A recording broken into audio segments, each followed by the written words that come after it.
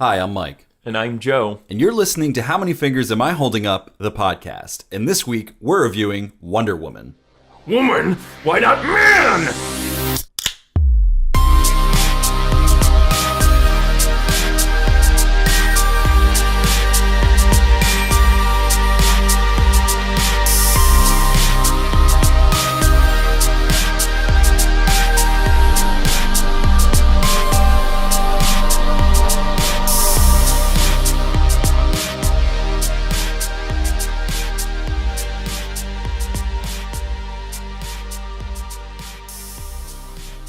Welcome to How Many Fingers Am I Holding Up, featuring two guys getting slowly pickled to perfection and reviewing movies in a weekly podcast form. And that synonym for drunk came to us straight from Facebook from the beloved Kevin Pettijohn. Handy winner, Kevin Pettijohn. I always forget that stupid Suicide Squad episode. Best episode. One best episode. The best episode, Joe. Yes. But let us How delay appropriate for a DC movie. Yes. That we're about to... That was good timing. I Yes. I like that. Nice segue. But let us delay no further. Betwixt us... Segue for... I'll make this the Are there segue. segues in this movie? No. Between us, we've got Shaun Mason, vocalist of Seas of Wake, vocalist of the solo project Shaun Mason, and now viral video sensation. Yeah. Welcome to the podcast, Shaun. Hey, thanks for having me on. Yeah, but he was a vocalist of a very popular metal band in the area for New York and New Jersey, Seas of Wake, which recently just Came to its demise. came to its conclusion, its appropriate conclusion. Yeah. I wish they had come to the last show. We were actually recording a batch of these when you guys had your final show. Oh, batch of the podcast? Yeah, Oh, I heard really? that went well. So It did. It was a good amount of people, and it's one of those bittersweet things where you've been doing it for 8 years, and a lot of people have been there from the start. You got a lot of people that latched on, a year ago or whatever, and we did our thing. I think we ended it with a bang, and we actually had a lot of our previous members that used to be a part of the band come back and play the last show with us a few songs. So that was really cool. Oh, that's awesome. yeah, previous guest Alex Branchick was Yes. actually on stage. Yes, bassist of your band.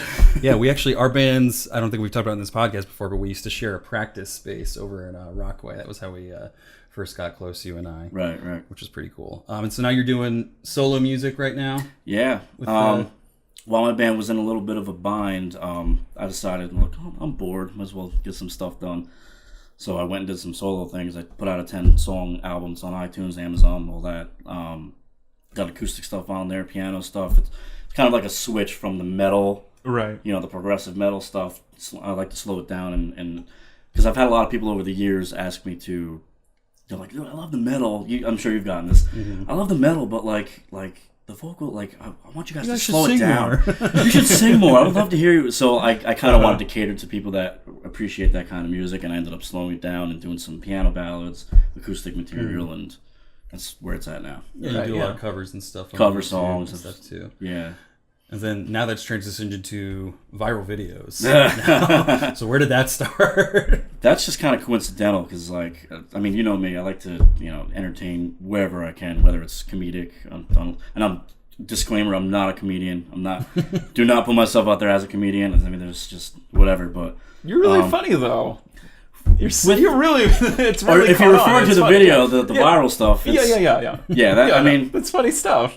I've always, over the years, I've tried to, I guess, present like a funny nature to things, make people laugh. Obviously, you guys love making people laugh. That's one of the awesome beauties of life. But and then Snapchat comes along, Right. and they have, if you can, I'm sure you agree, these brilliant freaking filters that just can entirely morph your face and make it look like something from out of this world, And so I've experimented with that and made people laugh here and there, and they ask for more, and I'm like, oh, why the fuck not, Right. And then I did the one with the big mouth filter, and now it went viral, and I'm like, oh my god, I'm like obligated to fucking do this. This is like you almost feel obligated when everyone's like, dude, keep doing more. It's so funny. Oh yeah.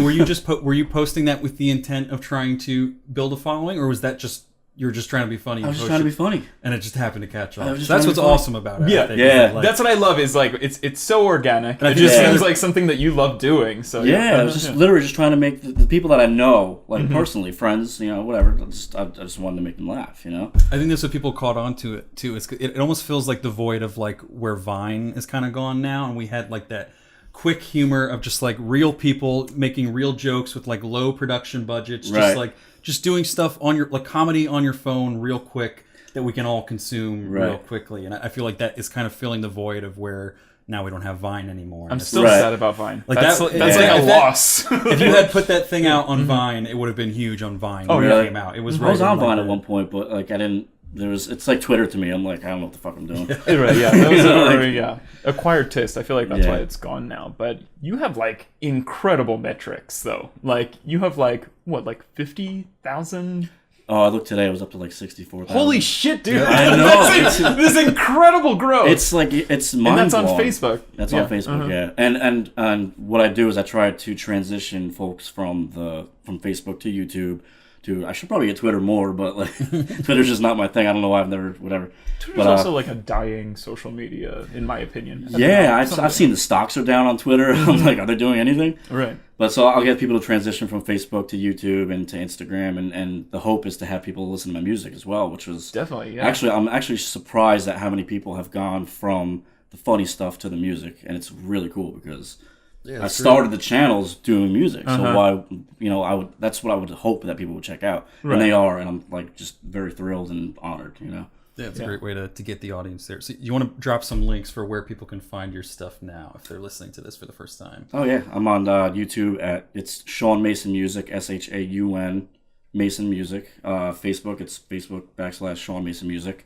Instagram, I actually changed it from my band's name to it's now Shaun Mason Music. And I'm actually pissed off because even though I'm hating on Twitter right now, Twitter will not. How do I explain this?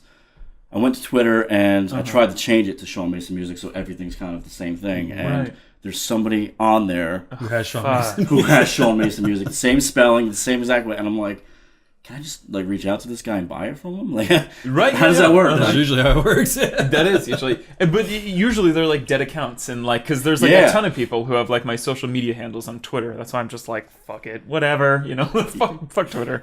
Yeah, they're not Yeah, gonna get the but- email about it. Yeah, so I'm like, do I do Shaun Mason Music official? Like, what? I'll figure it out whenever I give a shit. Dude, but in an age where social media is like the ultimate PR, and it's like it has like the longest outreach, you're killing it, man. Well, thank you. Yeah, of Thank course, dude. I mean, I think I was already a fan of you on Facebook or whatever, but then on Instagram it was like, you might know this, or it was like on some sort of like trending thing for a minute. I was like, oh shit. Oh, it like came out and Yeah, it was yeah, like, yeah. you might know him, so add Yeah, him or yeah, whatever. yeah. Or it pretty wasn't cool. even that. It was just kind of like the explore page. I don't know. It was at the top. I was like, he's gonna be on the podcast. Well, I've actually seen you before. Really? And forgive me, I don't remember the title, but you guys did a short film a while back and you were in it. Oh, okay. Oh, yeah, less yeah, than yeah. 3. Oh, Yeah. yeah. Less than 3, That yeah. was cool. That was an interesting one. Cool. That was Thanks, fun. man. That was fun to watch. So Yeah. So we're kind of connected. Yeah, yeah, we are. Yeah. It's there's like 1 degree of separation that with the internet. There's like That's it. nobody's. And state Yeah. borderlines. Let's drink some beer, fellas. Oh, hell yeah. What are we drinking Hey. this week? We're drinking. This is Manayunk Brewing Company's Chocolate Peanut Butter Crunch Porter. Or is it Crunch Chocolate Peanut Butter Porter? Well, fuck you, Mike. I don't know. However you prefer. You're definitely right. If you're British, maybe we'll read it backwards. Either way, it's the place where we drink, according to their tagline. Was I not supposed to open this before? Is that Oh good? no, it's we like one person to open it near this part so we can get like that sound. Oh Yes. fuck, and get it all over, All over your yourself. fucking self. Open it. You're just liking liquids all over you these days. Dude, I know. Give it a lick. Cool. Hey, gentlemen. Cheers. Thank you for having me on. Dude, thanks for coming on, I man. took one Thank you. sip and it's delicious. Dude, what is that other one that's Yeah, it's Sweet Baby Jesus. Sweet Baby Jesus is the other one. There's another one from Horny Goat or something Goat. I think it's Horny Goat because I think it's it's what you would That's think the is brand, Horny Goat? Horny Goat. And they have one that's I've a never heard of chocolate Horny peanut butter Goat. porter, but it's like too much flavor. It's like this and like the Sweet Baby Jesus. I feel like they find like the good like midway between the two flavors without being totally overpowering. Dude, I think this is better than Sweet Baby Jesus. This is my first time experiencing it. I've just heard good things about it. So that sip you just took was your first time. This is my first time. That's brilliant. Live on the I was- podcast. You heard it here, folks. I was a crunch virgin. I'm no longer a crunch virgin. That's Took awesome. the crunch. That's awesome. It tastes like fucking. I can taste the peanuts. You I've taste never peanut butter. done that with. Should have But- checked if you have a peanut allergy. I was going to say, do you have an allergy? Shit, yeah. Joe's going to die during the podcast. Sean is currently dying on the podcast. Do peanut people have an EpiPen? What's EpiPens for? Peanut people. Those are heroin. I'm from the peanut people. Peanut people. From a different planet. Does Mr. Peanut? Wait, who's the guy who's on the front of the peanut? Like, The guy with the hands. Is he not Mr. Peanut? is he Mr. Peanut? He's got to have a name. He's not. He looks like a Mister. He's like Or the. Sir Peanut. We'll just call him Sir Peanut. He's like the fucking like. Capitalism at its finest. He's got like the top hat and the monocle and the cane, and he's Doesn't he like have, like, selling his own people to be eaten. Like, Really? By my citizens. it's like that BoJack episode with like the chickens that are selling each other. Yeah, no, I'm really enjoying this though. Really It's great a vibe. very tasty beer. I recommend it. Good choice, Joe. Manny Sponsor us, Mana Young. Yeah. Pay them. I think they're located. Yeah, it's Philadelphia thing, Manayunk. I'm going to switch over my... Hey, speaking of, we'll be in Philadelphia. Did I say this already? What? We didn't talk about this. No, already. we didn't talk about this yet. We're recording live at the 5th annual Philadelphia Podcast Festival. So come go check out Mana Young, and then come check us out. We'll be at Tattooed Mom in Philadelphia on July 16th at 4 p.m. We're recording live for an hour, so come hang out, come drink some brews, come buy some merch. Do whatever you do in Philadelphia at a bar. We need a live drunk audience. We did, and yes. we're counting on you guys to come out here. So I don't know. And we were talking about this before. We've read the metrics. A lot of you guys live in the area, so I'm using metrics a lot. Metrics, stats, numbers. But yeah, if you've ever listened to the podcast and felt like, oh, like I feel like I'm right there with them, I'm drinking, I'm talking about a movie, now's your chance to actually come and be right with us and talk about movies and drink. We're gonna have like crowd participation and stuff. So if you ever wanted to be on the podcast, now's your chance to actually come and be on the podcast as well. We're bringing you on stage, baby. We're gonna fulfill all your wildest dreams at Tattooed Mom Bar in Philadelphia on July 16th at 4 p.m. Are So you guys going to take your clothes off too for them? we'll see what Tattooed Mom's policy is on clothing removal. Tattooed Mom doesn't sound like they'd have a problem with nudity. No, I think you're good. Check the contract. There's just just in like case. an actual tattooed mom. She's like, whatever, boys. If you boys want to take your clothes off, that's fine. Why does she sound like she's like an 80-year-old mom? Because she's been smoking for too Oh, long. yeah. 80-year-old voice box. I don't want to touch the voice box impersonation. Oh, God. I kind of want you to now.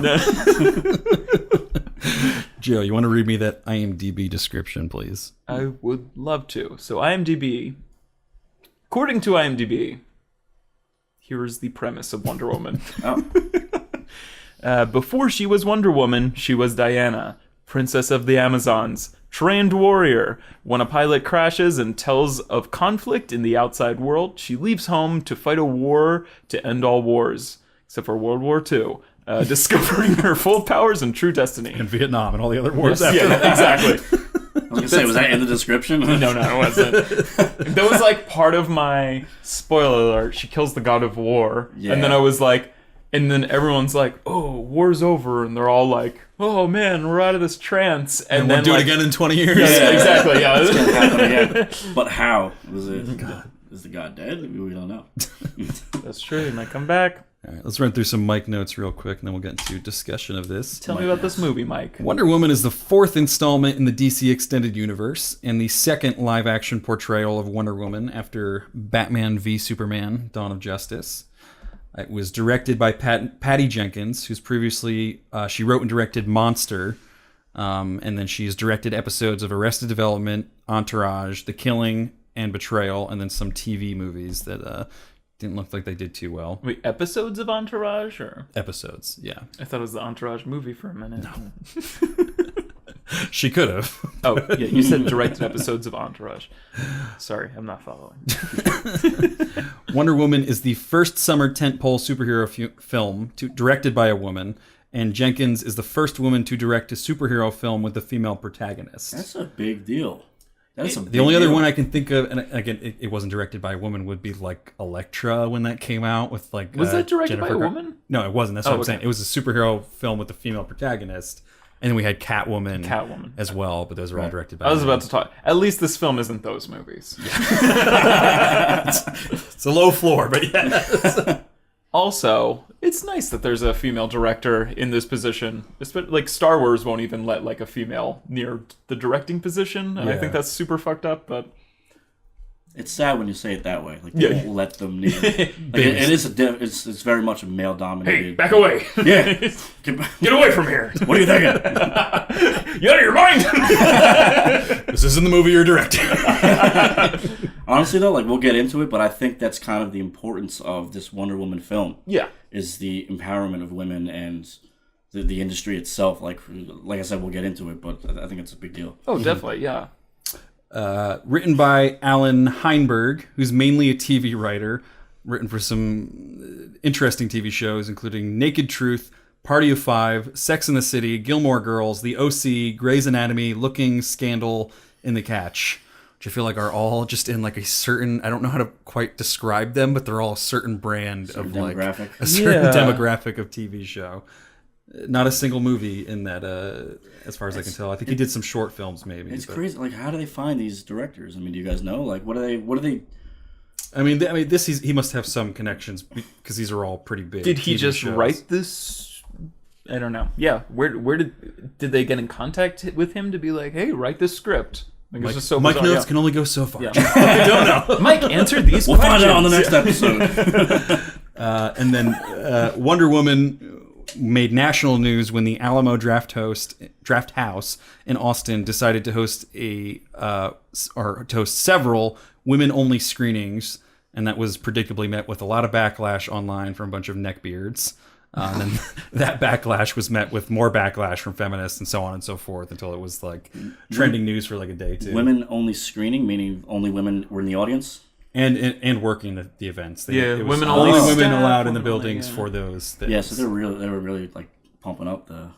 They scheduled one and then it sold out, so they scheduled a bunch more. But then people started like flipping out, and people were like, "Are you gonna have like only screenings for like Thor Ragnarok and like all this other stuff?" And Oh, it's like, stop it! relax. It's been men only screenings for most of For a history. long time. In case you forgot.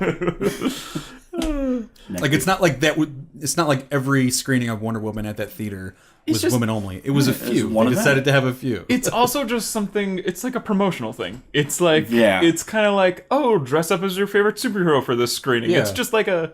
They said, know. and they I were don't talking know. about like Alamo Draft House was like, we do this for like war movies. We'll do like veterans only screenings and stuff awesome. like that. Nobody complained about that, but when it's Don't women complain about only, the it's like, women. well, what the fuck? Well, that's further proof that's part of the problem. Oh, yeah. Why is that a problem? It's not. Let them fucking do their thing. But thus concludes Mike Notes. We can now talk about Patty Jenkins' Wonder Woman. Nice. I've never been to an Alamo Draft House though. I hear that they have like very specific like. You're not allowed to talk during a movie. They'll like kick you out. Like it's a very like it's like a movie I lovers picture them movie having theater. like a fucking like whip. They like whip. They whip like a cell phone out of your hands. You're like, oh! It's a lasso.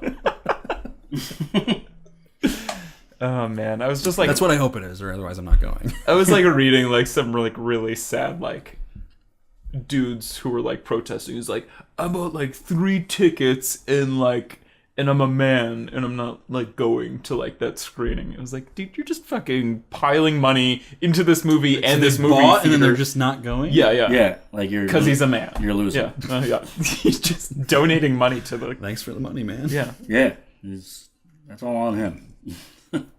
That's funny. All right. So where do we start with Wonder Woman? I mean, well, you started with saying it was from Patty. I mean, I don't know if you've personally seen the other stuff that you rattled off from the IMDb. What But- else did she do?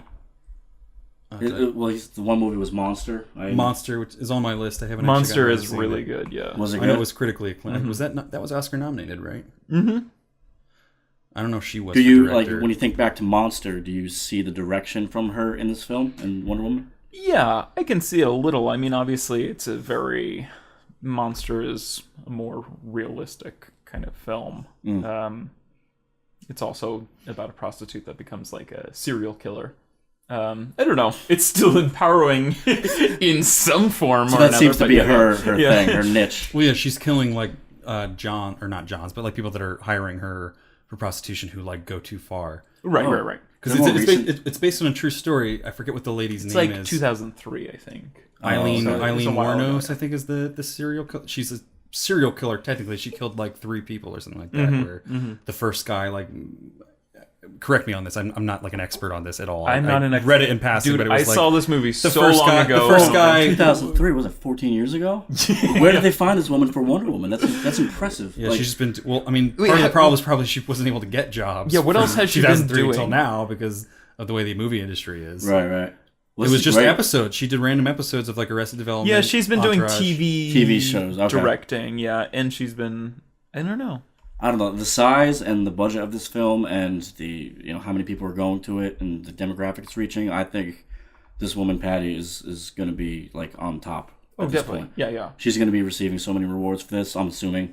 I don't know how you guys feel about it, but Yeah.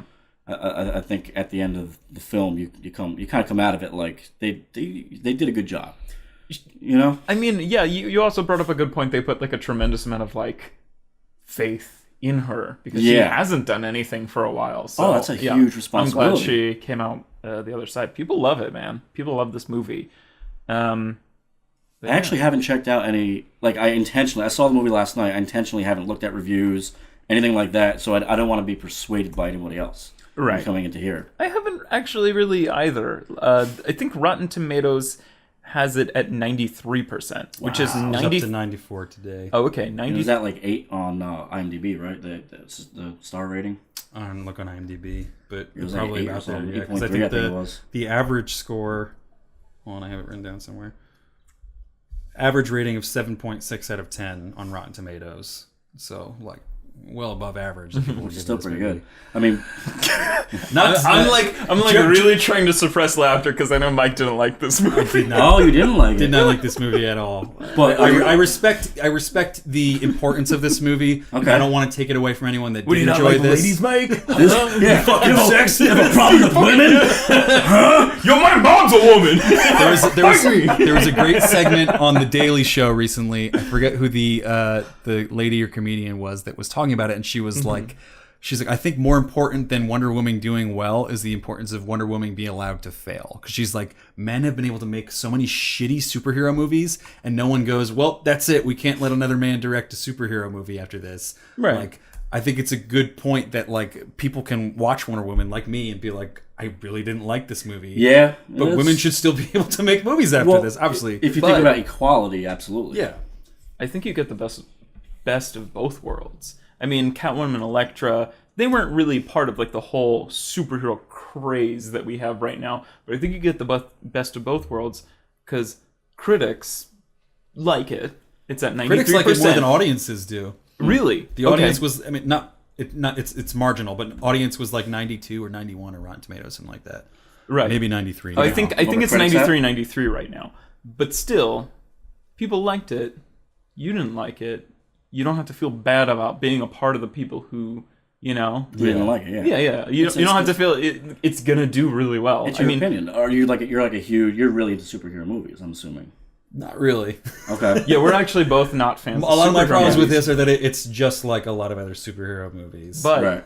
so we were just talking superhero movies this year. You're not a big fan of superhero movies, but superhero movies this year have been really good. they've set the bar Yeah. high this year, and that's a lot The of new what I'm Guardians comparing it to. movie. Yeah, Guardians and Logan. Like, Logan. I didn't see Logan. I want to see that so bad. Have you seen Lego Batman? It's fucking great. Even that's It's great. one of my favorite movies this year, Lego Batman. I'm dead serious. It's a really well made movie. Did you guys review that one or not? Yes. Oh, you did. Yeah. That's awesome. Yeah. Is Dude. it? It's funny and all that. Like, Oh yeah. I want to check it out. Awesome. Did you see the Lego movie? No. Okay. Then definitely watch both of those. Okay. Yeah.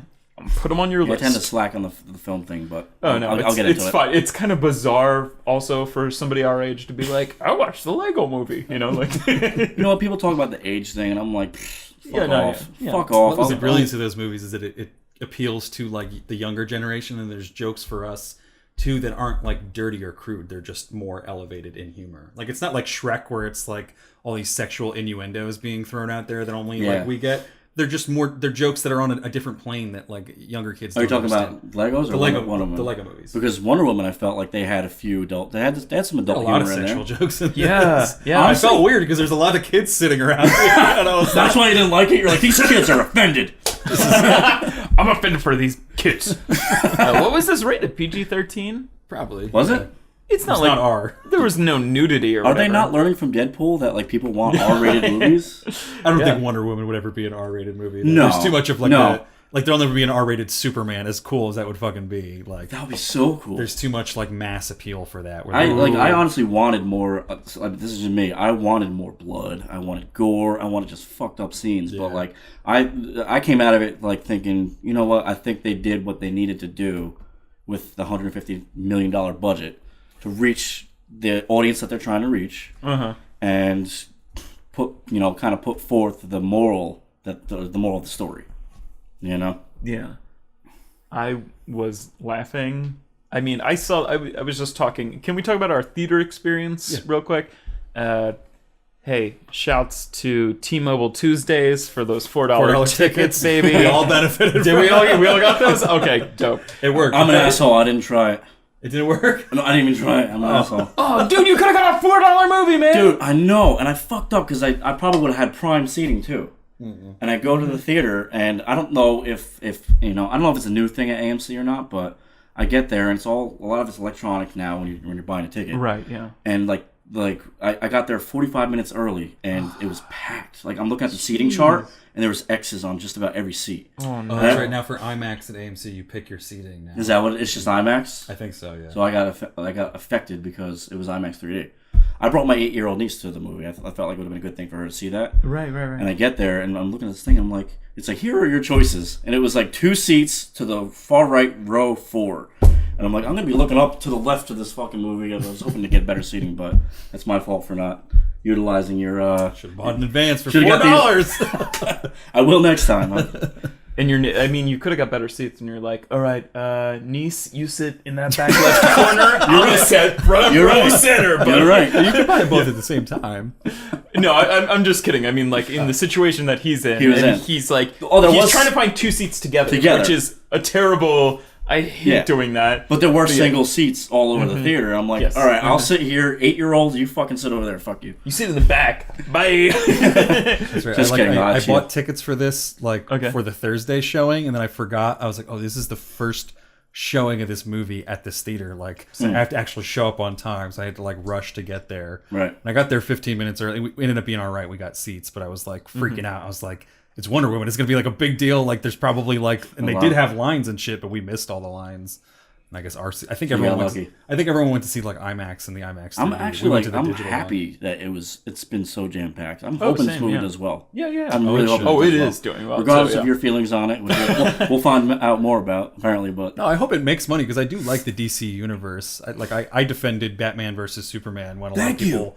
Thank you, dude. I was defending it. Yeah, it was a good movie. It was a good movie. I shit all over that movie. Oh, what? This is interesting, man. It is. This is bringing a really interesting dynamic now, between our feelings have flipped because now I'm ripping this apart. And Joe actually liked it. Yeah. Well, like is a okay. We'll get into it. We'll get into it. Right. But I went on that Atom app, the ATOM. Check it out. They jack up their prices, but I was getting it for $4, and I was talking about it earlier. I said, like, I usually don't. I've been to an IMAX one, and I've been to a 3D one, and I said, hey, if T-Mobile's footing the bill, like, I'll just go, like, fucking 3D IMAX, and I went there, and I was fucking blown away. Like, 3D IMAX, because there's Real D 3D, and then there's IMAX 3D. IMAX 3D is way better. IMAX 3D was incredible. Because the sound is better in IMAX 3D. I think? The glasses are better in IMAX 3D for me because they're the bigger glasses. Right. So they fit over my actual glasses. Whereas Real D 3D is the small ones where you're like struggling to keep them in front of your actual glasses. Can I, in case we forget about it, can I ask you one thing? Since we're talking about how much you enjoyed the 3D. Uh-huh. Unfortunately, you didn't see the 3D. It's okay. the one part that fucked me up, that actually made me jump. I don't know if it happened to you. Uh-huh. There's a part more towards the beginning, I guess, when they first stormed the beach, and the one, I guess, Amazon woman, she jumps off of one of the shields, and it's like that super slow-mo fucking cool looking part, and she turns around and she does the arrow thing. The way the 3D comes at you really quick, because you don't know when the arrow's going to come. Once they hit my face, I'm like, wow!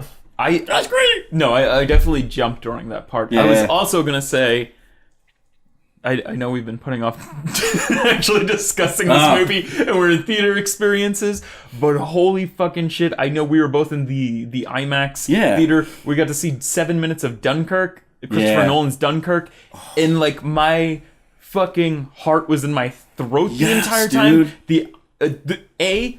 The trailer does no justice for what this score is. The score is like... Oh, yeah.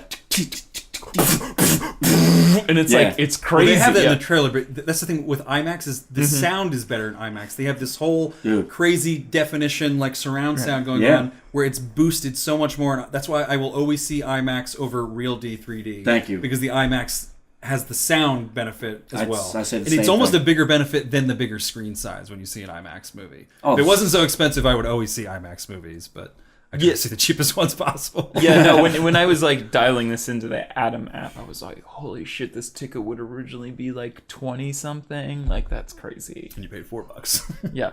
But super excited for that movie. Dunkirk, yeah, absolutely. Yeah, but also I had heard my girlfriend's a huge fan of Harry Styles from One Direction. So she knows everything about Dunkirk all of a sudden. She's like, oh yeah, Christopher Nolan releases like these 7-minute trailers. And I was like, no he doesn't. I was like, I've never seen that before. And she's like, you've never been to like an IMAX showing and like one of these...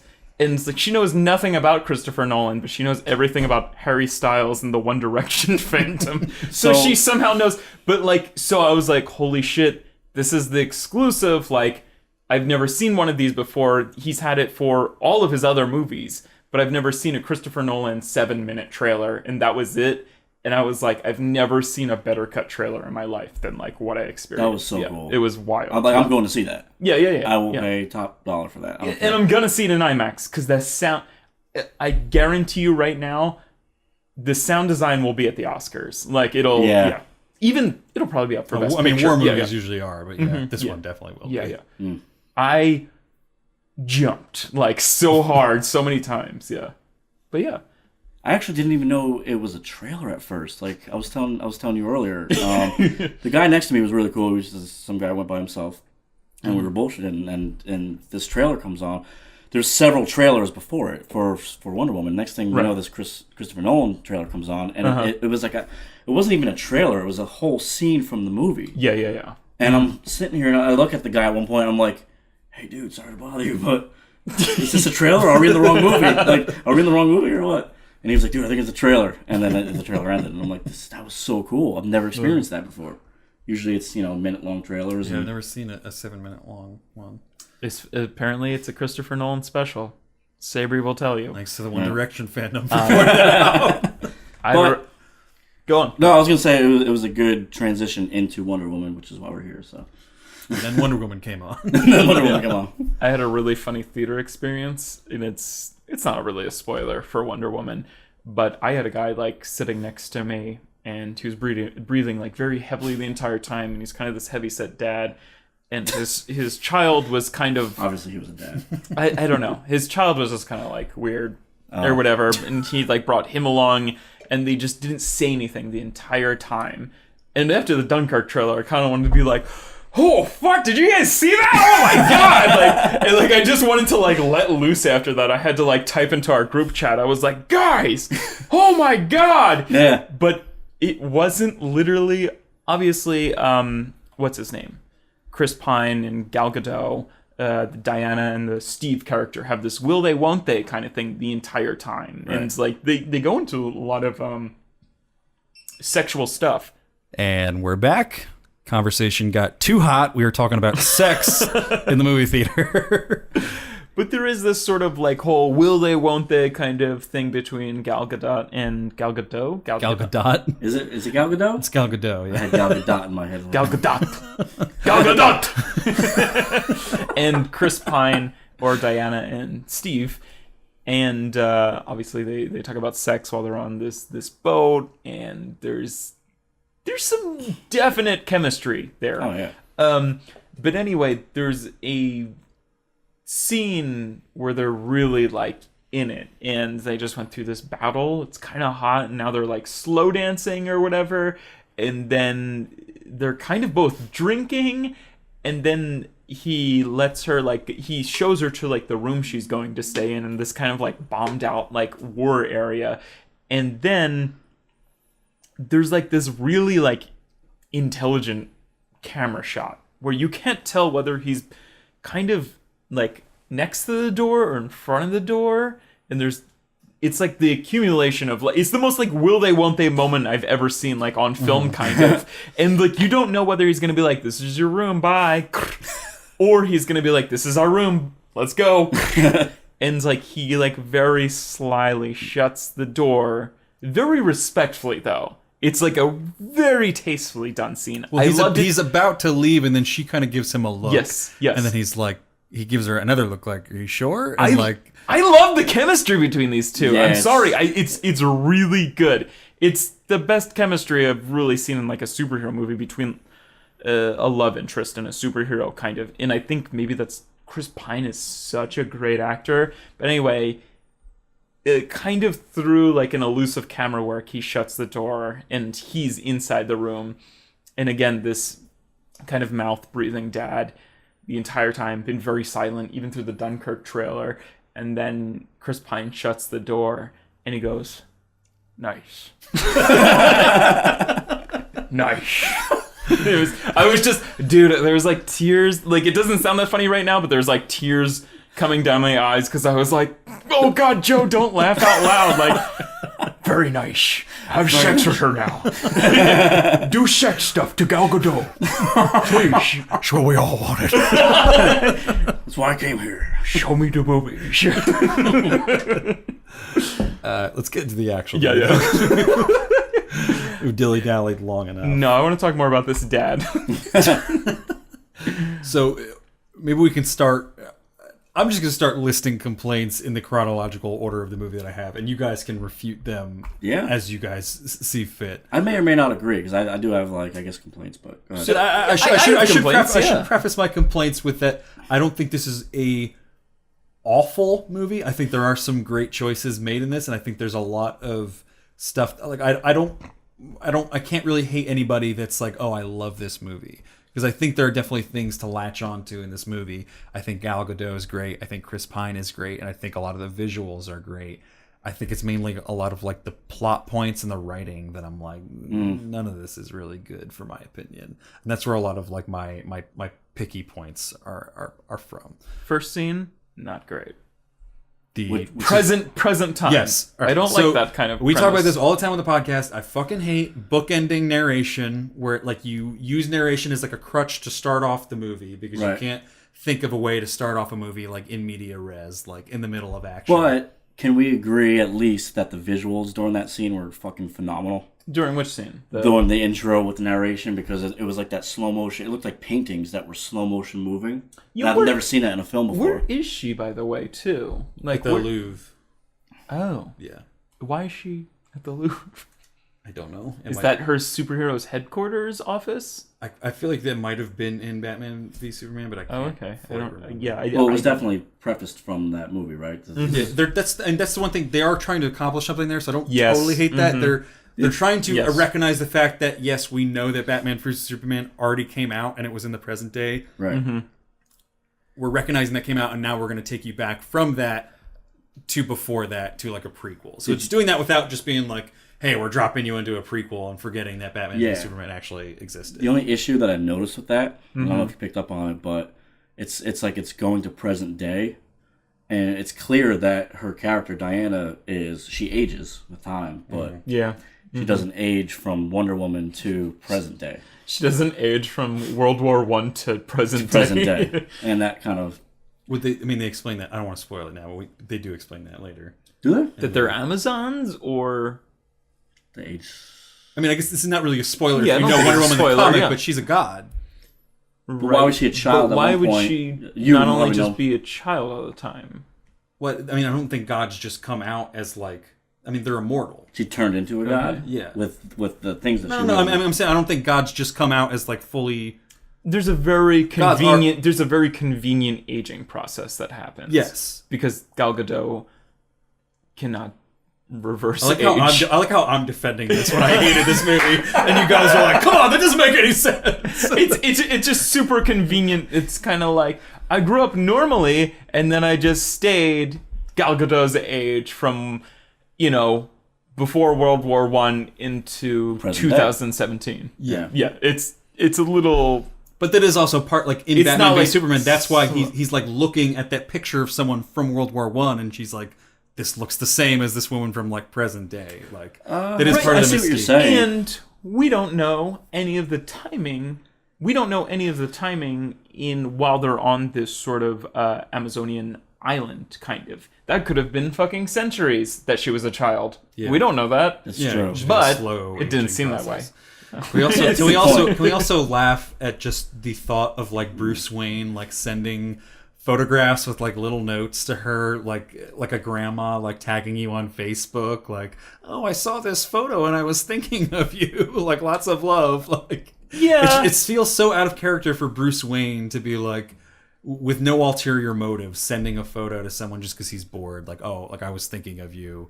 And then what is the note he writes? Like, "Maybe you'll tell me the story." But Like that does not sound like Bruce Wayne. He's at the one all. like kind of gathering the Justice League, and he's already showed her He is, that but I feel photo like in Bruce the last Bruce movie. Wayne sending that photo should have been more like, some kind of message of like, "Oh, I fucking got you." Like, "Yeah, I've proved it. I found the original photo or something." I think It's a he's- little too. Wasn't he still curious at that point, though? He is, but it's almost like flirty in a way where he's like, "Oh, maybe we'll catch up over a drink sometime, and you'll tell me the story of like." Maybe he's you into guys- Tinder and all that. Very possible. He's the most eligible bachelor in Gotham. It's very narrative driven, kind of like, "Hey, tell me about this story." Yes, Yeah, sure. I will tell you about this story in my narration. Like Gal Gadot's accent is so strange.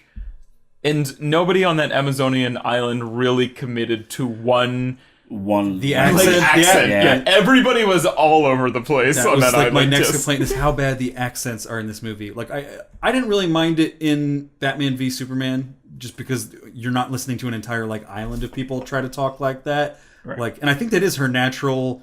It is. She's Israeli, I think. I literally think Oh, I heard something. Go ahead. no, but I think that the entire cast that was on the island should have studied the way that Gal Gadot already talks and like tried to mimic that or something. But I think that was the idea, and I think they maybe told them to speak in some kind of Israeli or something accent, but nobody was on the same page with the accents on the island. Like everybody that was on the island. They all had like different types of like some weird nondescript. Like There I don't were know why definitely- I don't know why they weren't doing like a Greek accent since it's like Greek mythology. Greek. yeah. I don't know why There there was was very, doing like- accents to yeah. begin There with, because is- at other points in the movie, like people are just talking in other languages, and it's like, okay, And how do you feel about that strange tie? And I don't know if you guys read the comics or how much you're familiar with it, but the strange tie between Greek mythology, because obviously they're tying, Superman and all that into it. So you got Greek mythology here tying into the World War era, also tying into Krypton, coming back to Gotham. It's like this crazy, and again, it's like the DC it's universe very thing. far-fetched, yeah. Very far-fetched. Yeah. it is know? from the comics. So from what I've read, I haven't read the comics. From what I've read about the comics, I think they pick in and like the choose 80s, from they did a comics, reboot where yeah. Mm-hmm. it used to be she was made of clay. Like they sort of hint at this, but then in the reboot in like the 80s, it was that Zeus like created her to defeat the god of war. That was actually a really funny part in the movie when she Oh, says yeah. that I was actually made from clay. Right, yeah, because there is a sense of, and that's what this character is so well developed. She's very like naive, but she's also like incredibly intelligent. She's like well read, kind of. She's a very educated, naive person. She's and so I cool. think there's a certain depth to that. Yeah, Right. Well, she did speak on the boat about how she's like a heavy reader. right. I think I think they have all the she's- materials to That's another complaint. I think she's intelligent when the script needs her to be intelligent, and she's dumb when it needs to be intelligent, and it's inconsistent about where like the line is with all that stuff. I think well Like in terms of like when she first sees like Chris Pine, okay. and like he's like naked, and she's like curious, and she's like, "What's this? I've never seen this before." Like and she's like, "Oh, is this like an average like male specimen?" It's a funny line, I get it, but then it makes no sense when then later on she's like, "Oh, like I've read 12 volumes of like about entirely about like female or reproduction and pleasure and all this stuff." I didn't think about that. And it's like, well, then why is she obviously would have seen like diagrams and pictures of penises and stuff. She should have known about it. She would have known all that. Like she's. It's whenever they need to make a joke. I think the joke is that she's and then whenever shocked by how big his dong is. Maybe they didn't make... That's weird in a PG-13 movie. But also maybe they... I don't know. I was kind of into it. I like the whole boat scene. The dong. I mean, like the boat scene. I like. How did you feel about like your niece kind of being there during the whole boat scene? I was more affected with her being 8 years old, seeing him like naked, fucking holding his cock. I'm like. What is this scene necessary for this film? I feel like they were pretty artistic with that scene. But it was artistic, but I think there was a lot of, and this is just the over 30-year-old in me, but I think there was a lot of over sexualization, being that it's Gal and that she's gorgeous and beautiful and sexy, and it was obviously intentional for them to have. And the same with Chris Pine in that scene. Like I felt like that scene was almost like. That was a scene they would have had for like a female and a male superhero movie where it's like, oh, like you walked in on me like showering and I'm just covering, and now we're doing that with like the male in this movie. Well, he's like you said before, he seemed to be like really respectful of her, and he's like, I'm not doing that. She was in her mind, she's like, do you want to sleep with me on the boat? Meaning like stay. Right, he's like, I don't really do that on the first date or whatever. Because it's also like World War I etiquette kind of, where it's kind of like.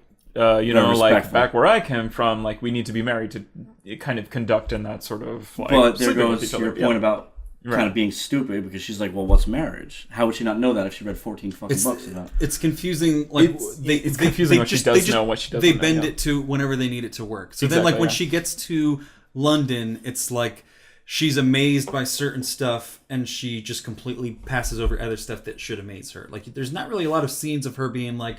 What the fuck is that thing that just drove by me with like wheels and stuff, and like what is all this like fire that's everywhere? Like, she's not amazed by that, but she's like, ice cream, what's this? This is amazing. Like I think they fashion, what's this? And it's like it's whenever they want to make a joke, she notices something. Yeah. But it's not really abiding by the laws of like realism of like what would someone raised on this like island that like they don't even ask about like what are those fucking guns or I don't even know what they would call them because they don't understand like I don't know what it is. Yeah. Gunpowder and all this stuff that they're shooting on the like or ships or like any of this stuff. I don't know if I missed it, but like it kind of comes to your point. Like there's this island of women and they're all training with these swords and shit, and they kind of said like they kind of fear like I guess some future battle with men or something. Right. Yeah. But why is like you would think they were supposed to be like these pure characters who are whatever, but it's like they do fear. What is it that caused them to have this fear of a war on their island? They're always waiting for Ares to come back. Okay, so but talking about the island, like I feel like the island was follow like Greek mythology. The pretty island closely was like and think Hades, a missed opportunity to like. Hades. Not that I necessarily wanted them to, because I was very bored when we were on the island. But I feel like when you were on the island, we could have made it more interesting just to delve into what is life like on an island that's entirely full of immortal women that are preparing. Like constantly to fight like this like guy who's gonna come back, but we don't get like any insight into like what is society really like on this island. Like, are they all just fighters they're doing? Or is there any kind of like economy or anything? It seems like it's becoming more and more typical of the latest DC fashion to kind of leave you hanging and try to cram too much into one film. They tried to do so much in this movie. I was a little confused. I mean, besides the fact that she's her caregiver and her mother, but the Connie Nielsen like character who's like Wonder Woman's mom, I was kind of a little confused about why she's so overprotective, kind of. Well, I think she didn't want her to show off her powers because then Ares would be able to detect her somehow. Okay. Which is just like, it's one of those things where it's like what they say and you're kind of like, I guess I have to trust you that that's a thing that exists in this universe. I guess that the more powerful she becomes, the more like prevalent she becomes on some sort of like god radar, kind of. I felt like you had an opportunity where with Chris Pine being a newcomer on this island, we could have seen the island through his eyes in terms of like, what's this? What the fuck is this? Why are you guys like this? Why don't you have this? You could have showed us and explained to us the island expositionally through that. And then when we get to London, he really- could be doing the same thing for her. I think he was confused though, because you do see that portal. No, I know essence. he's definitely confused. I do Right. love But like they the didn't- truth lasso scene, and like that is something I could never picture myself liking in like a million years. Of like, it's a truth lasso, and we wrapped it around him, and he's just the way he acts it out, kind of is like he's very like, "Ugh, I'm a fucking spy in World War One, and I could never tell you. They but I'm grounded a gonna little tell you." because in the comics Yeah. it used to be like the lasso compels you Yes, or whatever. yeah, And they're exactly. like, I wear women's underwear. Yeah. It was a real episode of Wonder Woman. No, really? Yes. Wow. And even with all those weapons, the shield, the sword, the lasso, the exposition is never too clunky. They're never like, this is used for this, and this is used for this, this is used for this. It kind of comes pretty organic. It shows up pretty organically. There's almost too much exposition in this movie. Well, maybe though. you're supposed to. Like, I feel like they would be like action scene, exposition, action scene, exposition. Action. There was like the pacing was really weird in this movie for me. Like, I feel like You think there should have been more exposition? it should have been placed in better. Okay. It should have been organized better. Like, I have a lot of exposition in the beginning, then give us our first action scene, then, a little bit of them getting to know each other, and then they go into action again. And then, when they're in action, the stakes are raised because we've learned their relationship to each other and we understand them better. It was like they just kind of kept throwing action, and then they would try to go back and explain stuff. So it was like you weren't really confused, but it kept kind of like stutter starting, where it's like, action! Okay, now we're going to explain some stuff and slow down. And action! And then we're going to explain some stuff and slow down. And it never really got into a flow for me where I was like, yes, this is the climax. There was like a few scenes where it felt like it was going there, and then we would slow down and have a scene where they pause to have sex for whatever reason. Or like, explain some weird backstory with characters that they're not going to follow up on later for some reason. Yeah, I think like the antagonists of the film weren't explained There were so many of them very too. well. I mean, That we got was- the Poison, that was, Dr. Poison, which she just kind of like showed up in the film, and you're like, all right, who And is she's, she? I don't know, she's the most compelling character in a way. I really like the design of like her character, and it could have been like this female protagonist for a female, or female antagonist for this female protagonist, and I kind of was super into that. And it just turns into like she has a slew of enemies to fight. I don't know. We'll get into that later, but honestly, I kind of like the Amazonian island, and I hate when people use this as a compliment or something to criticize a film. But this is a film that I feel like I've never seen a film that was so close to like what a comic book felt like as this film. Like, especially like on the Amazonian island, it felt very comic booky. Like the way that things played out, kind of. Well, I think the slow motion played a lot into that. Yeah, and the angles. And this whole story, it feels like it's written by like some sort of comic book author. Like the way everything plays out. I don't know. It's interesting because that was what I liked about Batman versus Superman. That was not like a comic at all. That was like a Zack Snyder jerk-off fest. That was like not... Zack Snyder doesn't understand comic books as far as I'm concerned. I think he just uses them as a storyboard, and he doesn't understand what stories he's involved in this, though, right? Through. Yeah, of course. Because he's overseeing. Of course. Yeah. No, yeah, but that means you must have hated the Chris Nolan versions, no? Because that wasn't comic booky at all. That wasn't comic booky at all. But those were I feel movies, like though. yeah, those were not comic book movies. I felt like those were real crime dramas. There was a realism to them. Mm-hmm. Right, yeah. It was gritty and realistic, and it completely departed from the comic book world, where I feel like this is super absorbed up into the comic book world. Zack Snyder's a little somewhere between, because he makes it super gritty, but he makes it super like you're watching a dream or something. He's super into single scenes of like... He's just into moments, I feel like, is what we've talked about before. I mean, that could be a good thing. Yeah. If it's moments and dialogue and all that. Well, moments, I don't think any of those moments are going anywhere. I think he's just into stuff, like a bunch of stuff in a row that looks cool. It's just kind of cool.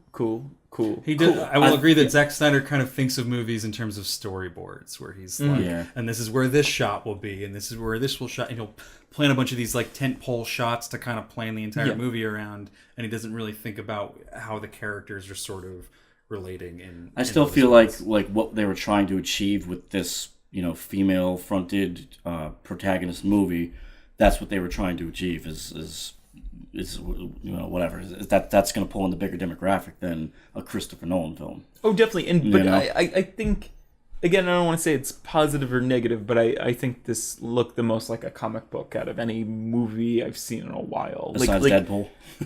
Deadpool was like in a comic. Yeah. I mean, I've never really read a Deadpool comic, but yeah, I don't know. It's especially like almost like when the little Diana like kind of like almost runs off a cliff and somebody like grabs her. Like, it's not super realistic, but it's like this sort of method of storytelling that's more like comic booky or like anime or manga or something like that's just very, I don't know. It's not super realistic. It's a different way of storytelling with that in and of itself, but I think when you transport it to movies, like in comics, you have a little bit of the benefit where we've been reading so many issues of a comic where we know the characters. So like in a Batman comic or a Wonder Woman comic, you don't need to go back and be like, what drives Wonder Woman? What is her stuff? Right. In a movie, though, especially the first movie of a franchise for Wonder Woman, I do want to know a little bit more about who is Wonder Woman as a character. Like, because Wonder Woman established in the comics is very different from Wonder Woman becoming Wonder Woman in the first one. And I feel like I don't know anything really about Diane. Like, what character traits does she have? She wants to fight, but so does everyone else on the Amazonian island. She wants to be good, but so does everyone else on the Amazonian island. I think there's a tremendous amount of development, though, in this movie. And I think it's kind of... It's literally like... she's so naive. She's kind of like a baby learning the dynamics of society, war, politics, and mankind. In general. And it's kind of... She's so just raised by storybook Greek mythology, where it's just like, no, there's good and there's evil, and there's kind of like, well, no, this is World War I, and there's a gigantic gray area, and there's two slivers of black and white, kind of, and like, I think that's I think that's what they want. I think that's like the ideal. Here's the thing: the first two acts. I see a good movie in here. I don't think they made that movie. You think they pulled it off? I think they were trying to do something, and I feel like they came up a few steps short of that. I feel like there's a narrative in here that I can see hints of where either stuff got left on the editing floor or it just never made it to production to begin with. I feel like there's a narrative about Diana maybe having like trust issues, and where she's come from this island where like everyone's honest with her like all the time, and then her meeting like this world of man where things are different and there is this gray area, and sometimes to be a spy you have to lie sometimes in order to achieve the greater good, and she's sort of understanding this world outside of just everyone on this island is good as we don't hurt each other and we all live forever. Like, she's understanding world of man, essentially. Well, I think that's why she's training to begin with, because she knows that something's coming, or they sense something coming, or whatever, and clearly it ends up coming. But I still think that, what I took from it was that she has this like purity to her, and she tries. It's like she wants to apply that to mankind when she finally gets indulged into it, but she can't. She's not letting man tell her what to do. She gets into this world, and even Chris Pine's character is like, you got to do it this way. This is just how it is, and war is just what it is, and humans, this is just what we do. And she's like, no, like we can't just let you people kill each other. Right. We got to find what's the God of War's name? Ares. We got to find Ares, and we got to kill him, and then this will all stop. And just to reverse a little, because I do have some feelings about the third act. The end, I think it's a little bloated, and I think there's too many enemies, kind of. But let's talk about, Chris Pine. I don't want to go through every fucking plot detail, because I think everybody watching this, I'm sure everybody will watch this. This is going to be a pretty popular movie. But we go from the Amazonian sort of island, which is, I thought the fucking like layer of fog, very cool effect, like especially when is it the Germans who are like they're going, and he like reaches out his hand and it's a POV shot, and he's kind of like, the fuck, it's stormy and now it's sunny. That was like very cool. That was cool. My favorite part of this film, and I thought it was gonna be like the part that I hated, because we didn't talk much about like going into this film. I thought I was gonna fucking hate it. I thought it was gonna be like, zero fingers, bye, bitch. Like, kind of like, because I didn't like Batman vs Superman, Suicide Squad. I was like, wanted to blow my brains out.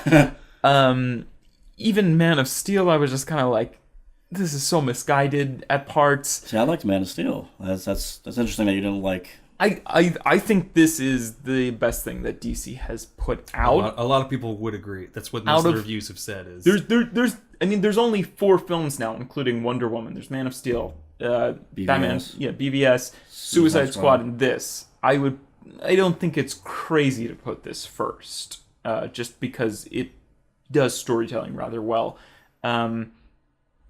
But I think it's a little crazy that what exactly does he bring her from the Amazonian island? He brings her to London. Mm-hmm. Is that the locale? That's kind of my favorite scenes. Like her in London. Yeah. I wanted those to be my favorites. I thought this could have been. I didn't think that was going to be. This could have been like female Tarzan or like female George of the Jungle. Like, and they sort of touch on it, but like I feel like that was more my complaint, was that like she's seeing everything here for the first time. She doesn't know anything. She should be like completely out of her element. It should be comedy at every turn because she doesn't know how to walk. She doesn't know how to, hold her skirt up when she walks over a puddle. And she doesn't know how to like not be a warrior at all times. She did that with the kid. Remember, she's like, "Oh, baby," and he's like, "No, you can't touch that. It's someone else's." I think there was a exhausting amount of comedy with that though. So like, I think if they had any more, I would have been like, "We get it. You're new to this place." But you know what movie pulled that off better was The Fifth Element. How do you pronounce her name? Mila Jovovich? Yeah. When she, cause she's like the antagonist, or I'm sorry, protagonist, lead role, a female role in the film. And when she comes into this new element, she's, completely confused what the hell's going on. And you're laughing at parts, and I think that's kind of what you're going for, right? I mean, like Stranger Things, like that we were just talking about before, like that's sort of that sort of thing where she has been, sheltered from all this stuff. She doesn't know how society works outside of being inside like a government compound for like her entire life. They are using this, and again, she should. I mean, I think she is pretty amazed. I think there's only so much you can do with filmmaking. They do use this like writer's crutch of kind of like, she's well read. It's kind of like, we don't know what it's sort of modern literature she's been exposed to, where the fucking 8 editions of How to Have Sex, where do those come from if nobody's like leaving the island and coming back, kind of? It's kind of just this writer's crutch of like, you don't know how much she knows. We the writers know how much she knows. It's kind of just this like universal crutch of just kind of like, well, it's like just, it's a little ridiculous. I think the writers and directors still had a responsibility to portray her as this confident woman who is not unintelligent and who has an idea of what's going on. Like maybe we didn't show the certain parts that you're specifying, but it's to be assumed that she's observing her surroundings and she kind of has a feeling for what's going on. I also didn't want to see a film where she has like tremendous anxiety of like, this is fucking overwhelming and making my brain bleed. There's so many new technologies all going on at once, and there's so many like social customs I have to like go into. I so kind then of maybe it should have been less in London and somehow getting her right to like the war front, because even London itself made weird sense to me, where it's like he was this undercover spy who went to Germany or the Ottoman Empire, wherever he was. Germany, I think. But spying on Germany. He was in behind enemy lines, posing as an enemy, and then he's presumed dead, and then he just shows back up, and it's just kind of like he doesn't have to go to like a debrief anywhere where someone's like, were you turned? What happened? What do you know? What did you like he's just able to meet up with his secretary and go shopping at like Macy's or whatever. Like right. Yeah. That was a big jump of logic for me. Like that I felt like was an easy fix to just be like, I immediately have to go meet up with my superiors. It's also in World War I, did they like? I feel like there's such a lack of communication if you're going undercover. It's kind of like, would they even know he was dead? Kind of. It was like I hated when his assistant was like, "We haven't heard from you in a few weeks." It was like, how the fuck would he communicate with you? He was in Germany. How would he even call? It seems like one of those missions where they're like, see you in a few years, kind of, without any communication. Like, it just seemed like... Well, they had like telephones in the movie. They did, but I feel like they weren't undercover. Like, when you're undercover, it's kind of like, hey, why are you making calls to fucking, like, London? Making long-distance calls to London. You're fucking racking up the phone bill, dude. Yeah. Like, yeah. So that was like a plot hole for me, but I don't know. But then even like it's like you can overlook that and be like, all right, maybe they don't know he comes right back into the country. Right. He's got a little bit of overlap, and he is, to be honest, he is trying to be like, come on, we gotta go. Like, I have to get this over there first. He's not. But they still go shopping at Macy's. But then when he shows up, wherever it is, when he shows back, it's definitely a department store somewhere. Yeah. That is a funny scene. That is one of my. I think that's one of the highlights of the movie. Scene. I think whoever plays Etta Candy. It's Lucy. That's something. the assistant? Yeah. Again, I think she steals the fucking movie. Thought I was gonna hate her when I saw her in the trailer. She has so much charisma in this movie. The assistant, the woman that's helping try the dresses on and stuff? Or even like that one line in the trailer where she's like kind of like, oh, I'm his secretary, and she's like, what is a secretary? And they're like, somebody who does something for everybody, and she's like, oh, like back where I come from, that's a slave or something. Yeah. And kind of like, I was like, ooh, like I don't like that line kind of in the trailer, but in the movie it's just kind of like they worked it out. Okay, it works here. It's kind of I also like the other line that when she was like trying the dress on and it was kind of uncomfortable for her, and she's like, "How do you guys fight?" And she's like, and she kind of made a comment about like women's rights and all that. Yeah. She's like, "Oh, we just kind of go for the vote." I thought that was clever. Yeah, it was clever. Yeah, I think every scene that like she was in was like she stole the scene. Heard a horn. Somebody's beeping at you, Mike. Is the GoPro still going? No, yeah, it's still going. That was a beep. That sounded like a GoPro beep. There was, yeah. Overheat? No, like I think every scene she was in, she kind of like stole the show. So like I don't want to get rid of those scenes if I'm like, trying to work out a rewrite of this movie. But I feel like there's a way to where when he does finally get back to the MI6 or whatever it is that he works for, is he British? Because he's also. That was another weird thing where he doesn't really have a British accent. His accent wasn't. It was just kind of like the Germans all speak English. It's just kind of like I'll super Americanized. That's my other fucking. It's a very Americanized like war movie. But it also shits on its own logic in that aspect. But like it was. So they go into like different languages and shit. When he gets back to wherever he is for the whatever who he's spying for, like why are they not like, okay, we need to lock you in a room and find, like that's how it would work. Is like we need to find out what you know. You were just behind. How do we know you weren't in turned? World War One? How do we know you weren't turned when you were just undercover working for like the Germans and shit? Like, I think it's World War One. I think it's super dated.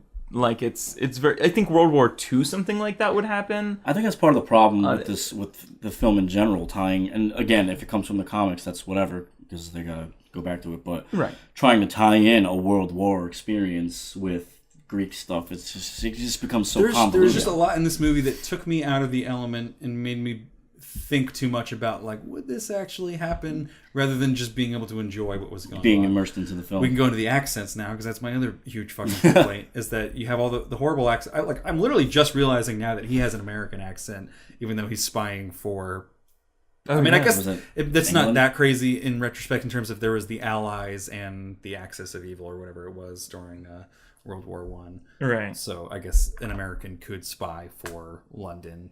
But it's still a little weird that they can just go back to America. But then there's the fact that, like, on the island, they all speak English. And they do acknowledge it at one point where she's like, oh, we speak tons of languages. Yeah. Right. But then it's still just like, why do they pick English on this island that's somewhere around Greece or something, I'm assuming, because they're from Greek mythology. Mm-hmm. They get back to London. Everyone's speaking British. That's whatever. Then they go overseas to Germany or whatever again. And, like... all the Germans are speaking English, but with like German accents. None of them are really that good of accents. Like, right, yeah. Accents are a huge problem. But then, like the one guy, Samir, is talking to Gal Gadot, or Diana, Wonder Woman, and they speak in different languages, but they use subtitles. Right. So like I know the reason why. Yeah. But I still can't justify it. Like I know the reason why is because American audiences don't want to read an entire movie in subtitles. Yeah. But my response is then don't write a fucking movie that takes place in Germany. Yeah. Like, I'll agree with you. And if you're going to do that, then don't have scenes where people do talk in other languages and it's in subtitles. Like why are Germans in Germany in World War I talking in English with German accents talking in English. Mm-hmm. And then it makes even less sense when they go undercover to like the ball there and Chris Pine does like his horrible German accent. Yeah. Not that any of them are any better. His is actually the best out of like all three of them and the other two are supposed to be German. And he's trying to talk to Dr. Poison. Dr. Poison. Side note, I did actually like that scene as a concept. I thought Same. that was really interesting, the concept of him trying to almost like seduce her undercover. I wanted this movie to be more of a spy movie than a war movie, because I think the spy elements were a lot fun. A lot more fun than the war elements. But if you're going to talk to a German undercover in Germany, why do you talk in English?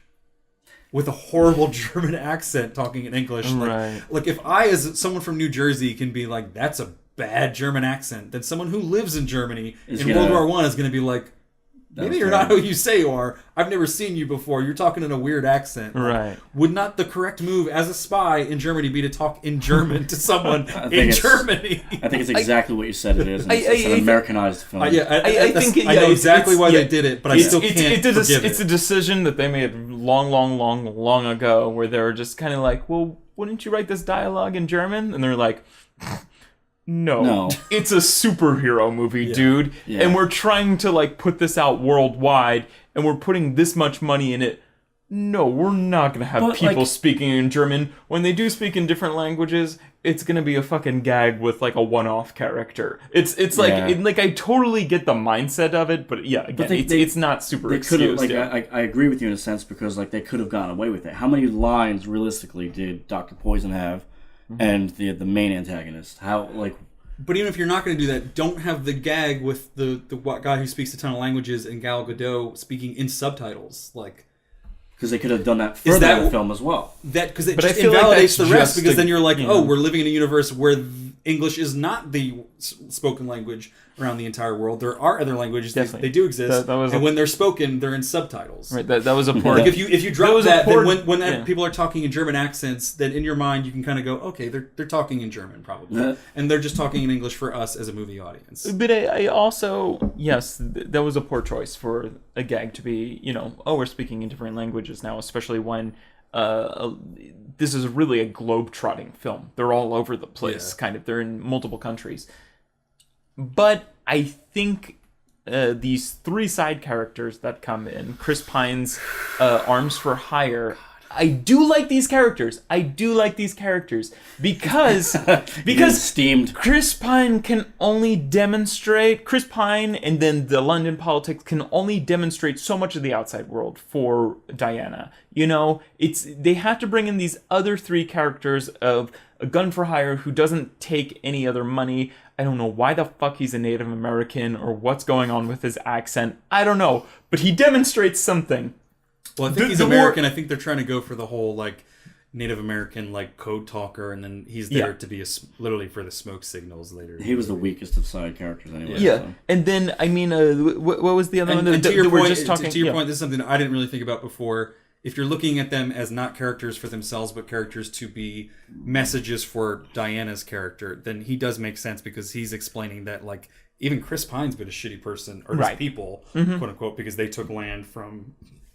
He says like, who took your land? And he's like, oh, his people did. Right? Yeah, no. And this, I mean, again, it's somebody who's not taking money. It's the one that we were just talking about that was partaking in this gag. Somebody who's more worldly and cultured, and who's more interested in the arts than fighting. That's somebody who can kind of contact Gal Gadot or Diana on a completely different like level of just like, let's talk up here on these different languages, and oh my god, like this demonstrates how much more well-educated you are because you're talking in like ancient Greece or something.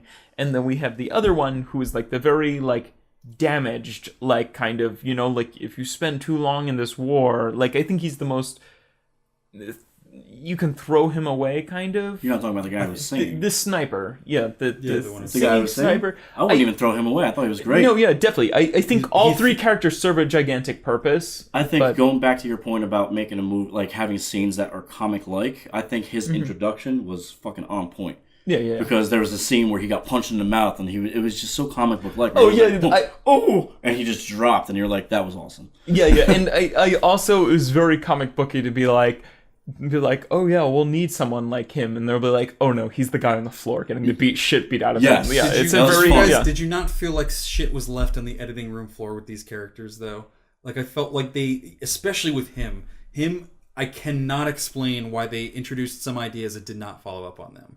Like they introduced the idea of like, he's got, it literally feels like a thread that like gets cut off before it like reaches its conclusion. Like they have the scene where he's sleeping and he has like the bad dreams and he's freaking out, and they make a big deal about it where they're like, he sees ghosts, like don't worry about it, like he'll be okay. And it's like he's a very troubled person, so we're intrigued. We're like, okay, this is gonna pay off later in the movie, right? Right? And then we have the scene where he is like, there's the guy in the bell tower, the sniper. He's afraid to shoot. And he's afraid to shoot him, which like, that's fine. But they don't follow up on that at any point later in the movie. When they have the big battle later, payoff, he doesn't kill anyone later. And he doesn't have any reason for not killing anyone during that battle.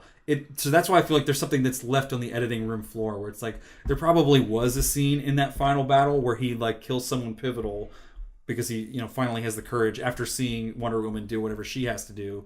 But we just don't touch on that later. And it's like, can we just talk about how beautiful her smile was?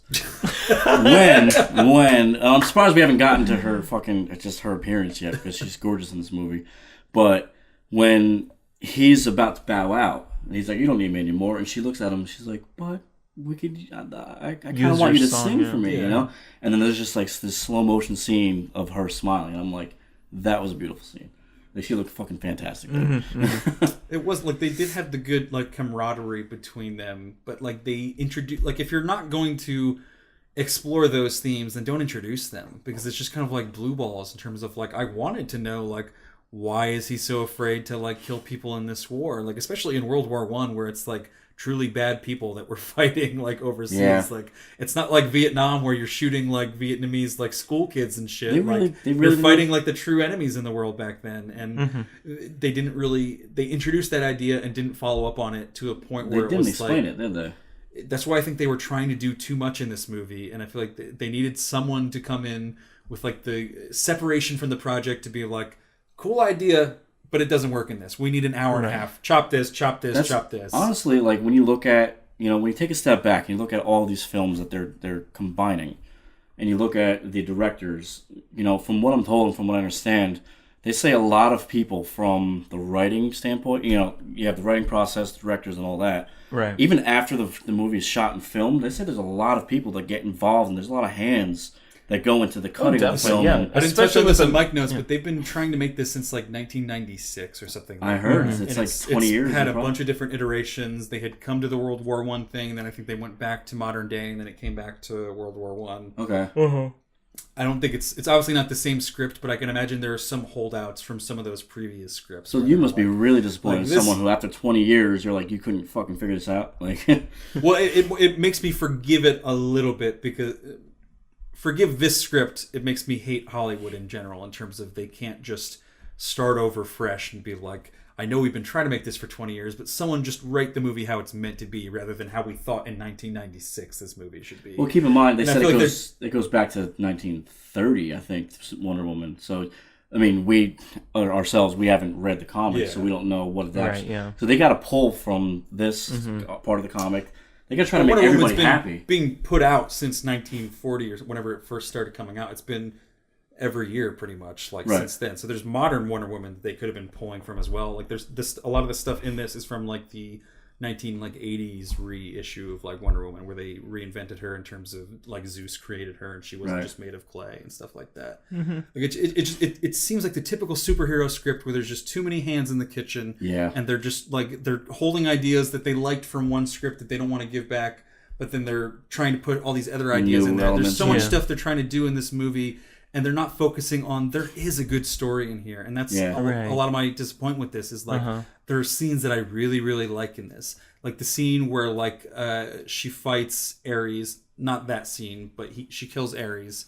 We're late now, so we can give spoilers. Okay. She kills, or not Ares, she kills the guy who she thinks is Ares. And then Chris Pine is like, this is where I didn't want actual Ares to show up in the movie. I liked the concept of like her being like, oh, like war is about killing like this big god, and Chris Pine is like, no, it's like this gray area of like everyone's a little bit good and everyone's a little bit bad, and we're all just trying to do the best we can, and these people need help right now. We need to go save them regardless of whether they deserve it or not, because it's the right thing to do.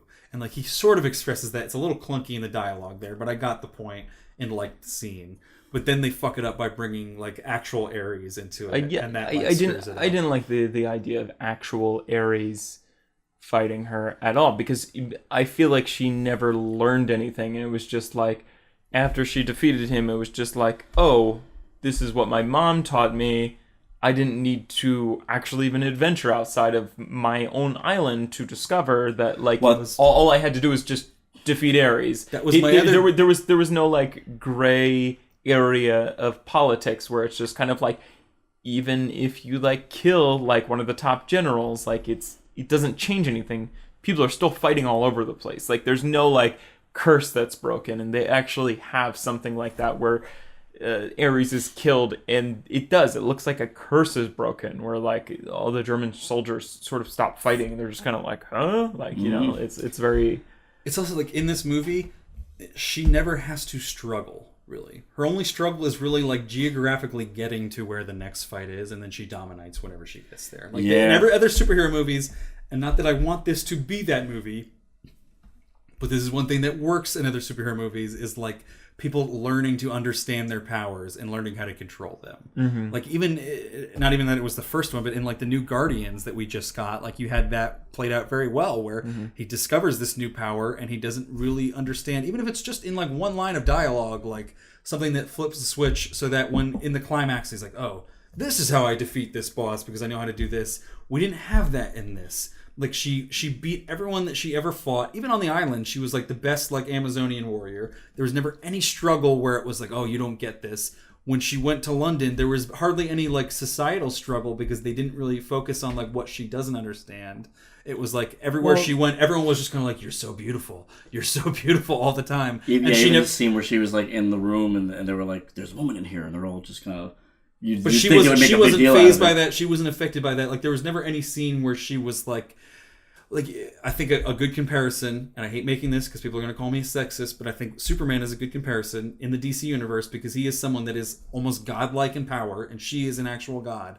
Superman is made interesting because even though he's infinitely powerful, he has one defined weakness that we know about, kryptonite, and then he's also a softie at heart because he doesn't relate to other humans, and that's like his other kind of kryptonite is like, these humans don't accept me at high school, like these humans don't, view me as one of their own, and I just want someone else that I can relate to. So that's kind of like, even though he defeats everyone on the battlefield, he has that kind of like struggle socially. She doesn't have either struggle. The first guy that she meets, she falls in love with, has great sex with, he dies. That's a little bit of a struggle, Mike. Yeah. She fucks him and he dies. Like, that's a struggle. But she like cursed. She makes it like there's never any scene where like the guys are like, she's not one of us. Like even like Stranger Things, we had that where like her she's so beautiful. That's what I'm saying. In Stranger Things, like they had a good example of that where like, yeah, she was like kind of pretty powerful for that world right there, but she had the struggle of not being able to fit in with them, where like the one Mike character, or not Mike, the character. The black character in that, I can't remember his name. I don't know. I haven't watched it in such a long time. Talking about that. But he's like, she's not one of us, of this like close knit group. Like there's small things like that you can do to have some kind of struggle when you have like an infinitely powerful character. They don't touch on any of that in this movie. So she just dominates the entire movie until she fights Ares, and then she has a little bit of a struggle where like they're both gods fighting each other, which is another weird thing because it's like if you're gonna have two gods fighting each other, you're writing all the rules, man. Like I don't know like who's more powerful than the other one, like what even matters at that point? Like I don't even know why I'm watching at that point. Like at least when Superman fights other people, I know that like there's kryptonite somewhere that they've probably established somewhere, and that's really the only way to beat him is kryptonite. She doesn't have any defined weaknesses. She's just an immortal god from Amazonia or whatever. Well, they took her sword, and she had that outfit that supposedly was, only she could wield that outfit and the sword itself. You're right. But she can't die, and she's just fighting another god where, again, we don't know how powerful either of them are. The writers can throw whatever they want and be like, oh, in this scene, he's more powerful. In this scene, she's more powerful. And there's no logic to follow for any of it.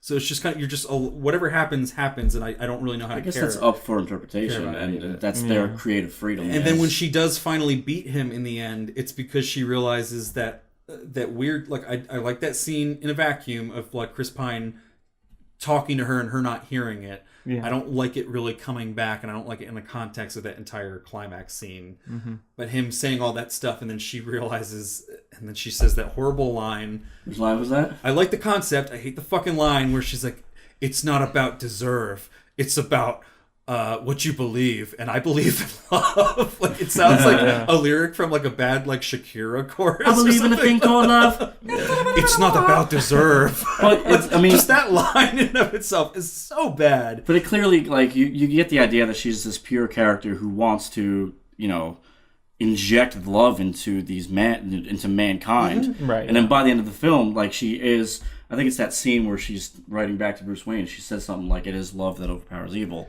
and you get the gist that the whole But it's like film. they're skipping a few. Like I want you to like not just say what you mean. I want you to show me what you mean. I want you to like seduce me into that ideology. So if you're gonna have the idea of the movie be like, love is the most important thing, and like people don't have to deserve it. You have to love them. That's fine. But they don't have any scenes of her like having to be like, you know what, you're a really shitty person, but I love you anyway. They could have done that with Chris Pine if they had further established the idea of her having really bad trust issues and her not being able to accept lying. They could have done that with Dr. Poison, because in the end she doesn't kill Dr. Poison, but they didn't have any scenes of Dr. Poison like really doing anything to sort of deserve that. That was why I kind of liked the Chris Pine scene, because I felt like they were starting to go towards like, she's an evil person, but maybe there's something to understand here in all kinds of evil. And they didn't really fully accomplish that point, I felt like. It just felt like things happened because they were supposed to happen in a superhero because it was movie. convenient to you. So that's why I understand why people really like this movie, because they're seeing the end result, but I don't feel like we really got the journey of what we really needed to arrive at those conclusions about this movie. Yeah. Maybe if they made it a longer film. And then the point I was ultimately getting to is that her realizing that love is what she believes in, I guess that makes her more powerful than the god she's fighting. Like, that's why I don't like two gods fighting each other in a superhero movie, because it's like, what defines who's better than the other one? It kind of answers your point, though. If love overpowers evil, but then it goes back to my point of they didn't really show that. She just kind of said it. She kind of shows it throughout the whole movie, where she's deflecting. But then why couldn't she beat him from the beginning? She was never not believing in love. She didn't know who he was in the beginning. Who Ares was? Yeah, she didn't know who he was from the start. But she's been fighting him for like 15 minutes and losing. Oh, you're talking about the beginning of the battle. In that battle, yeah. Right, why is she? That's why I don't. Why are any of them better or worse than each other if they're both gods? Where is the power defined? And then if it's about love, then what does she really realize in the end besides just saying, "I believe in love"? I believe in a thing called love. I guess they're integrating, physical strength and emotion. You know what I'm saying? So it's like, but I don't understand what emotional arc is she accomplishing there? Like, what is she realizing by? Well, because she was in love with his character, with Chris Pine's character, and then he's dead, and she realized that she loved him, and maybe that's what overpowered. I can see that it's a little weak, because also I think their relationship is poorly established. Yes, very much. And on that note, I got to pee. I would have loved. I do agree with that. I would have loved if they had like a platonic relationship in this movie. I don't know how you felt about that. Like he was making it that. I really liked the chemistry between those two. Again, I think I said that near the end or near the beginning of the podcast. That I don't know. They had the most palpable sort of relationship or love interest in a superhero movie. But yeah, no, I mean, I agree.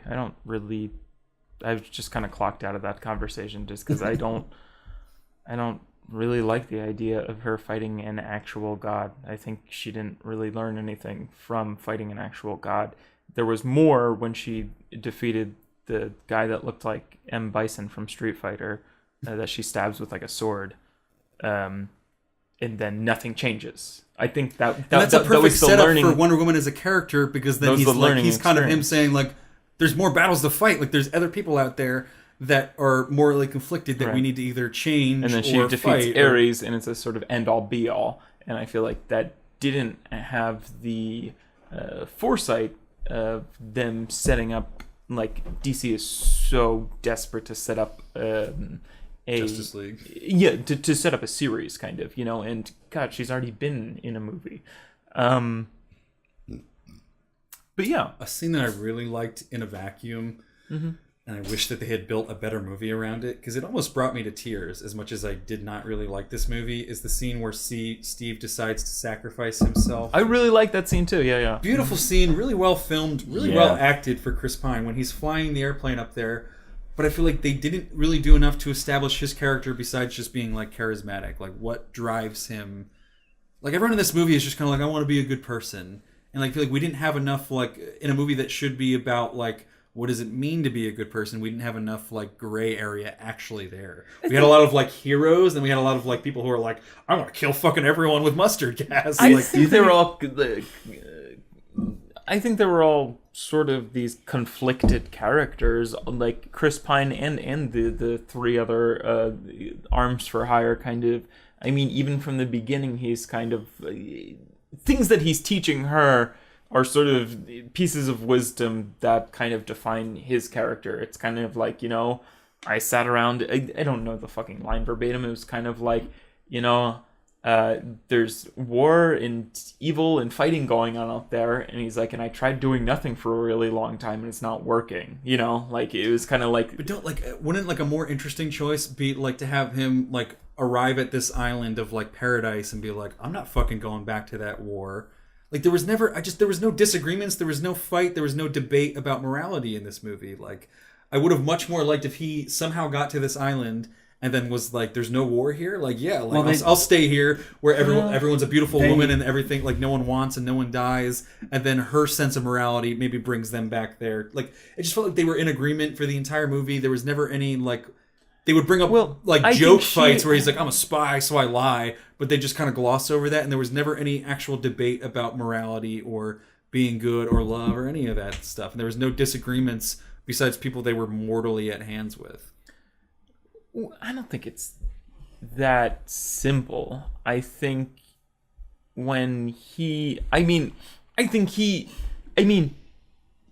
that's incredibly oversimplifying it. Yes, sure, he landed on an island with beautiful women, but he has a journal that could prevent, hundreds of thousands of lives from being ended. That he needs to get back to, he's his superior. He's exceeded his fucking spy job. He really put his life on the line by like stealing that journal and then fucking like hightailing it out of there, out of like fucking Germany and on a fucking fighter plane where they shot him down. He's really, I think him wanting to get back, he almost deceives her, and there's also this sort of bravery that has to come from her to question her elders and her mother to be like, no, I have to help this person. And they fight back, and then they're about to leave and they say, well, that's more my complaint is that everyone in this movie is like too perfect. Like there was no moral questionably moral behavior.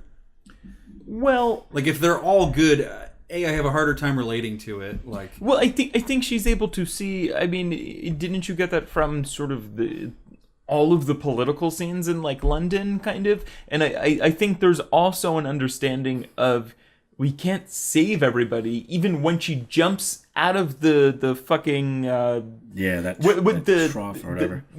What are they called? Trench. Yeah, the trenches, and goes into no man's and she goes like on top where no man's land, where like they haven't been able to advance, and she thinks she's like hot shit and deflecting bullets, and then she holds up her shield and she's hot shit, and she's in a really shitty corner, and it's up to Chris Pine and the other three guns for hire that have to help her out of that situation. I think there's like these very subtle, like she is realizing like, oh shit, I can't like take on everybody myself, kind of. There are these, I think there's this accumulation of learning experiences that happen over the film. I didn't really get that. Well, I think she would have died if Chris Pine like did the logical, at least he thought she would have died. Oh, I think she would have died. Like the logical thing. Dude, he straight up said they haven't moved an inch in a year or whatever. I mean, I think the logical... Honestly, I thought what was going to happen was she was going to go up there and defeat everybody, and she was going to be like, look how strong I am. But instead, she runs up there, and she's pinned down, and all she can do is kind of like curl up into a ball and hold a shield in front of her. And Chris Pine and the other three dudes are like, we should probably help. Fuck, we got to go help her. We got to go essentially commit suicide to go But that's help not what her, they go yeah. up. They go up because they're all focusing on her, and she's attracting all their attention, so they see an opening to finally take the battlefield. But I think she. That's would've- literally I what they think- say is they're all focusing on right, her. but I They're- think she would have died if they didn't step up. I think it was ammo.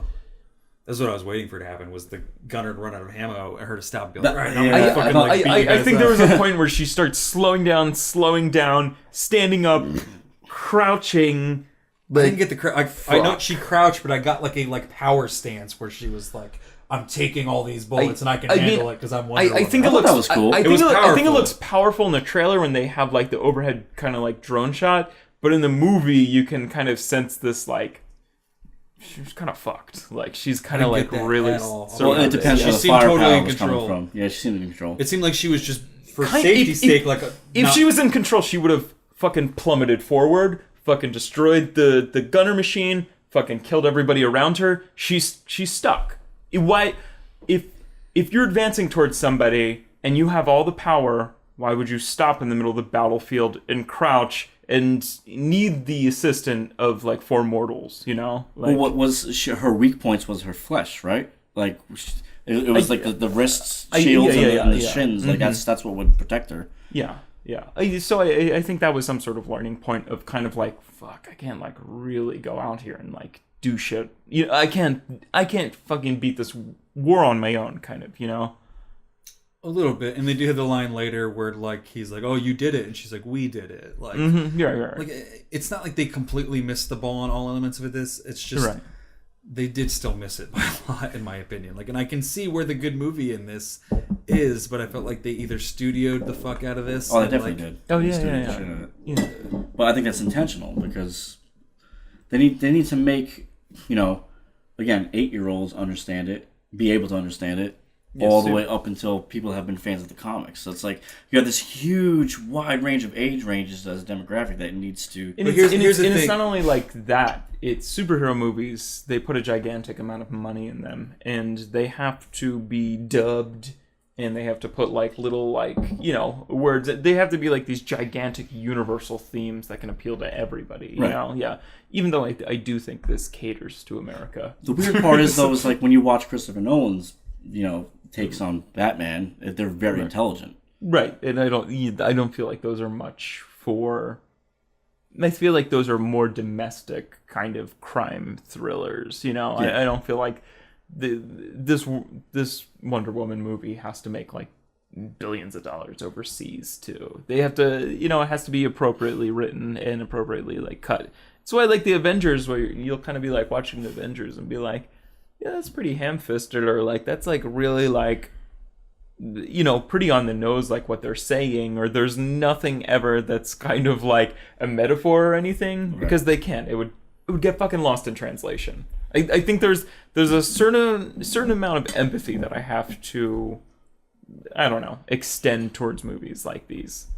Not that I don't You criticize didn't parts to of the these prior movies. ones to Batman or Suicide Squad. Yeah. I didn't like Suicide Squad. I mean, I liked it. I just wouldn't watch it again. I don't think. I think I would watch Wonder Woman again. I think I enjoyed it enough to where I think I could watch it again too. Yeah, I don't know. we probably start wrapping. Yeah, up, let's. getting You want to get in into some fingers? soon, yeah.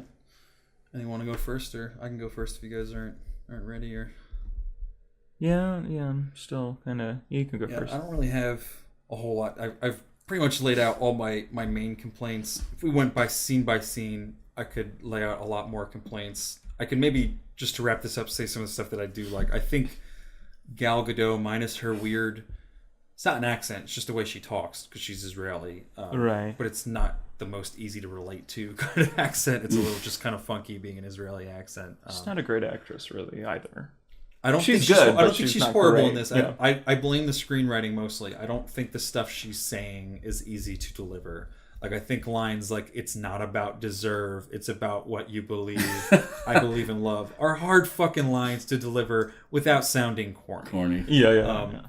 So I think she does really well with the physical stuff in this. I think she has a lot of great expressions in this movie, and she's really easy to root for in this movie, despite the bad screenwriting. Like, at no point was I like, yeah, fucking kill Wonder Woman. Like, you wanted her to do well in this movie, Yeah. because she's beautiful, because she has a lot of charisma for like a newcomer, at least, you know, to the mainstream eyes. She was in not Fate of the Furious, but one of the other Fast and the Furious movies. She was in the Fast and Furious movies. Yeah, I don't know which was. ones. I didn't see. I don't know.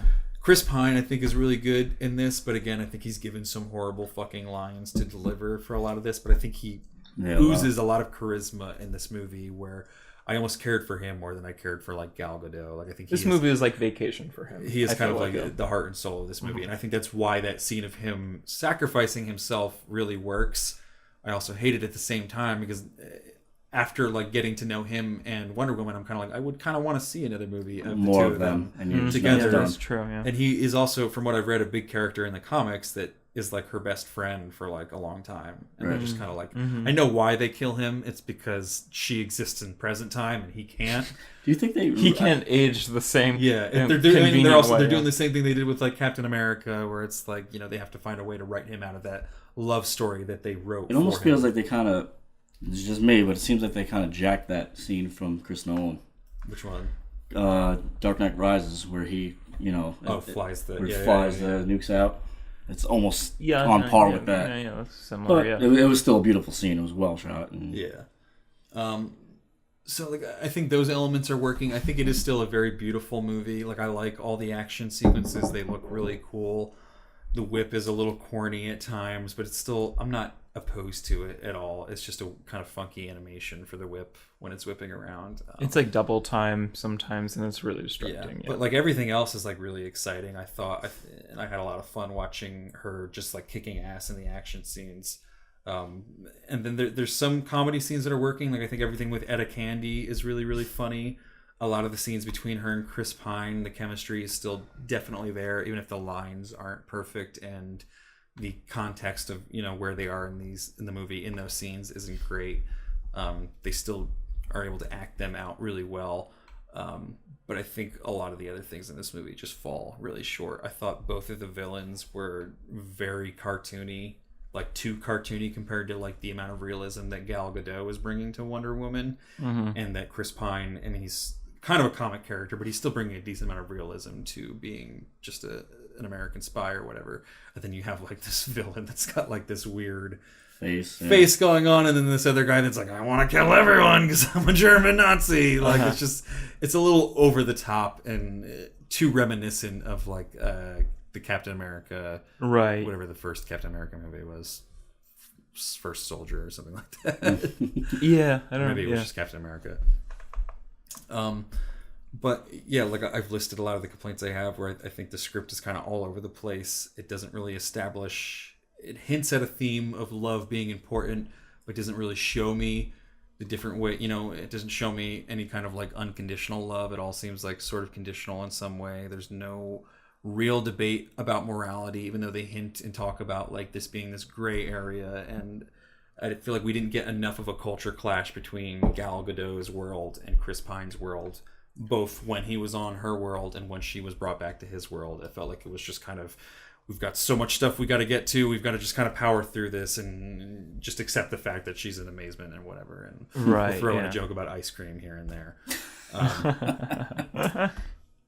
And I like the visuals in this, but I think in Batman versus Superman, I was so enthralled with the visuals that I was able to, or willing to, overlook some of the weaker plot points. But even then, like, I still think the plot points were stronger in Batman versus Superman. I know you bring up this point about like the Martha line in like Batman versus Superman all the time. Dumb, man. That's so dumb. Everybody brings that up. I still stand behind that. I still, Our moms have the same name. I still I buy into that way more than I buy into her just being like, oh, that guy that I liked is dead now, so now I'm more powerful to like beat this like god now. And I believe in love now, as if she didn't believe in it before. Like, I will say it pissed me off that like I think one of her strongest acting points of Wonder Woman was when he died and she's like in fucking tears. Like, if you go back and watch it, she's in tears and her eyebrows go up, because if you notice, like when she gets angry, she doesn't really move her face that much. Whatever. Her eyebrows go up. She's like fucking furious, and then the next scene, she's fighting more fucking Germans, and she's just like normal face again. And I'm like, I wish she held that emotion more. You know? Yeah. So all that being said, I think it's a pretty weak script. I think this is below average for even like superhero movies. And I think when you compare it to superhero movies that we got this year, I know we got some really good ones this year, but I still have to hold it to that bar where like Guardians of the Galaxy, like it's maybe it's not an introductory one where they have to establish all this stuff, but they still accomplished like a lot of the stuff that maybe this movie was trying to accomplish with, you know, characters trying to learn about love and connecting to other ones that maybe aren't accustomed to that, fighting beings that are way more powerful than you, and finding a way to establish in the script that there's something that they have to learn in order to be able to defeat that being in that fight scene. Mm-hmm. And then Logan, there's not really a lot of comparison, but it's just another superhero movie that had a really clean, concise, really great script.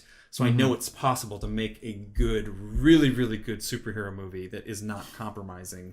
So I hold this to kind of that standard. Do you lean more towards Marvel? And is that, or you're down the middle, or? It depends. I really like Batman vs Superman, and I don't like a lot of Marvel movies. I liked Guardians of the Galaxy and Logan. Logan is Marvel, but Fox or Sony or whatever it is. Right. Not Marvel Studios, but Marvel Comics. I don't like a lot of the Avengers movies, or like I like Thor. I like some of the I'm all over the place. I think there's a lot of parity between good superhero movies and bad superhero movies. Yeah. I think this year we saw a lot of good superhero movies, and I think I have to hold Wonder Woman up to not only that regard, but also the Batman versus Superman regard, where I felt like Batman vs Superman is not a perfect movie, but it worked on some levels, and I feel like this sort of worked on those levels, but not nearly as well. It's not nearly as beautiful as Batman vs Superman was. It's not nearly as cool as that one was. The only thing it really has on Batman vs Superman is being a little bit more funny. Mm-hmm. A lot more funny, actually. I should say Batman vs Superman is not funny at all, but I don't think it's enough to carry this movie. So I'll give it 1.5 fingers. I think it's well below average.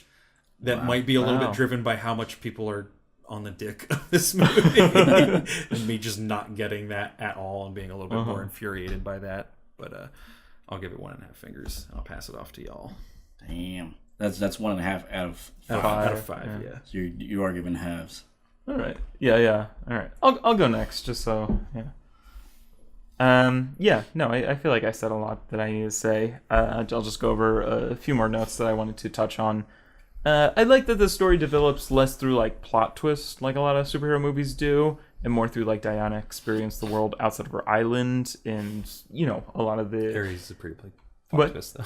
What's that? Ares is a pretty big plot twist, though. Oh no, yeah, well, the story develops. I mean, definitely. I mean, I definitely have problems with the third act, but and I think just those being more just like instead of like I can't believe that guy was Ares, kind of. It's more like, oh my god, these are the atrocities happening during World War I. I've never seen anything like that on fucking Paradise Island that I live on. Like, this is what the real world looks like, and this is what death looks like, and I want to help every single person that I run into like I do on my Paradise Island. But no, it's kind of a little more different than that. I don't know. Clashing worldviews always makes for good material. The fighting scenes, I thought, weren't as well done technically as Batman vs Superman. There's a lot of like disorienting sort of like close-ups, like where it's kind of like they're shooting and then I was like ding ding, kind of like, and it's so like close up that you're like, oh, okay, now she's throwing him out the window, and it's kind of like there must have just been a better fighting coordinator, or just the way that Batman vs Superman is shot. And again, I don't want to throw around the word feminist, but again, a lot of critics and people are. But one of my complaints is that I thought to make maybe this film like truly equal, kind of like men equal to women. It's both like this war movie and this superhero movie, and Gal Gadot's face like never even has like a smudge of dirt on it, even when her face is just like that you said that. Pounded into like the ground, and then she'll like get back up and she's still beautiful. Right? At one point she has her hair pulled back, and then she jumps out of her whatever outfit into the Wonder Woman outfit, and then she's got these perfectly like curled wavy hair like coming down. Like, that does not happen in real life. Right? No, yeah. Her face is fucking pounding the ground, then she like turns back around, and her face is like contoured like it's like the front of a magazine, kind of, and she's just kind of like it's almost humorous at parts. And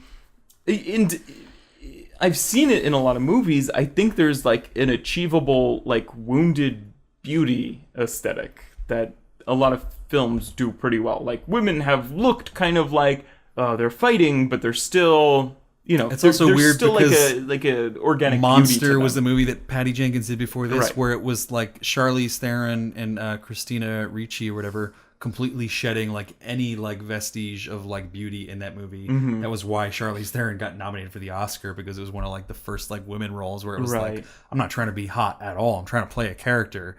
It's weird to go from that, her first like critically acclaimed movie, to this where it's like Wonder Woman's hot all the time. Yeah, and I mean, but I also understand that the studio is like, listen, She has to be hot all the time. we paid X amount of $1 million for Gal Gadot, and Yeah. if she doesn't look hot in every single frame, it's your fucking career. Like, kind of, like. How did you feel about her physique in terms of, all right, I get it, like she's a gorgeous woman.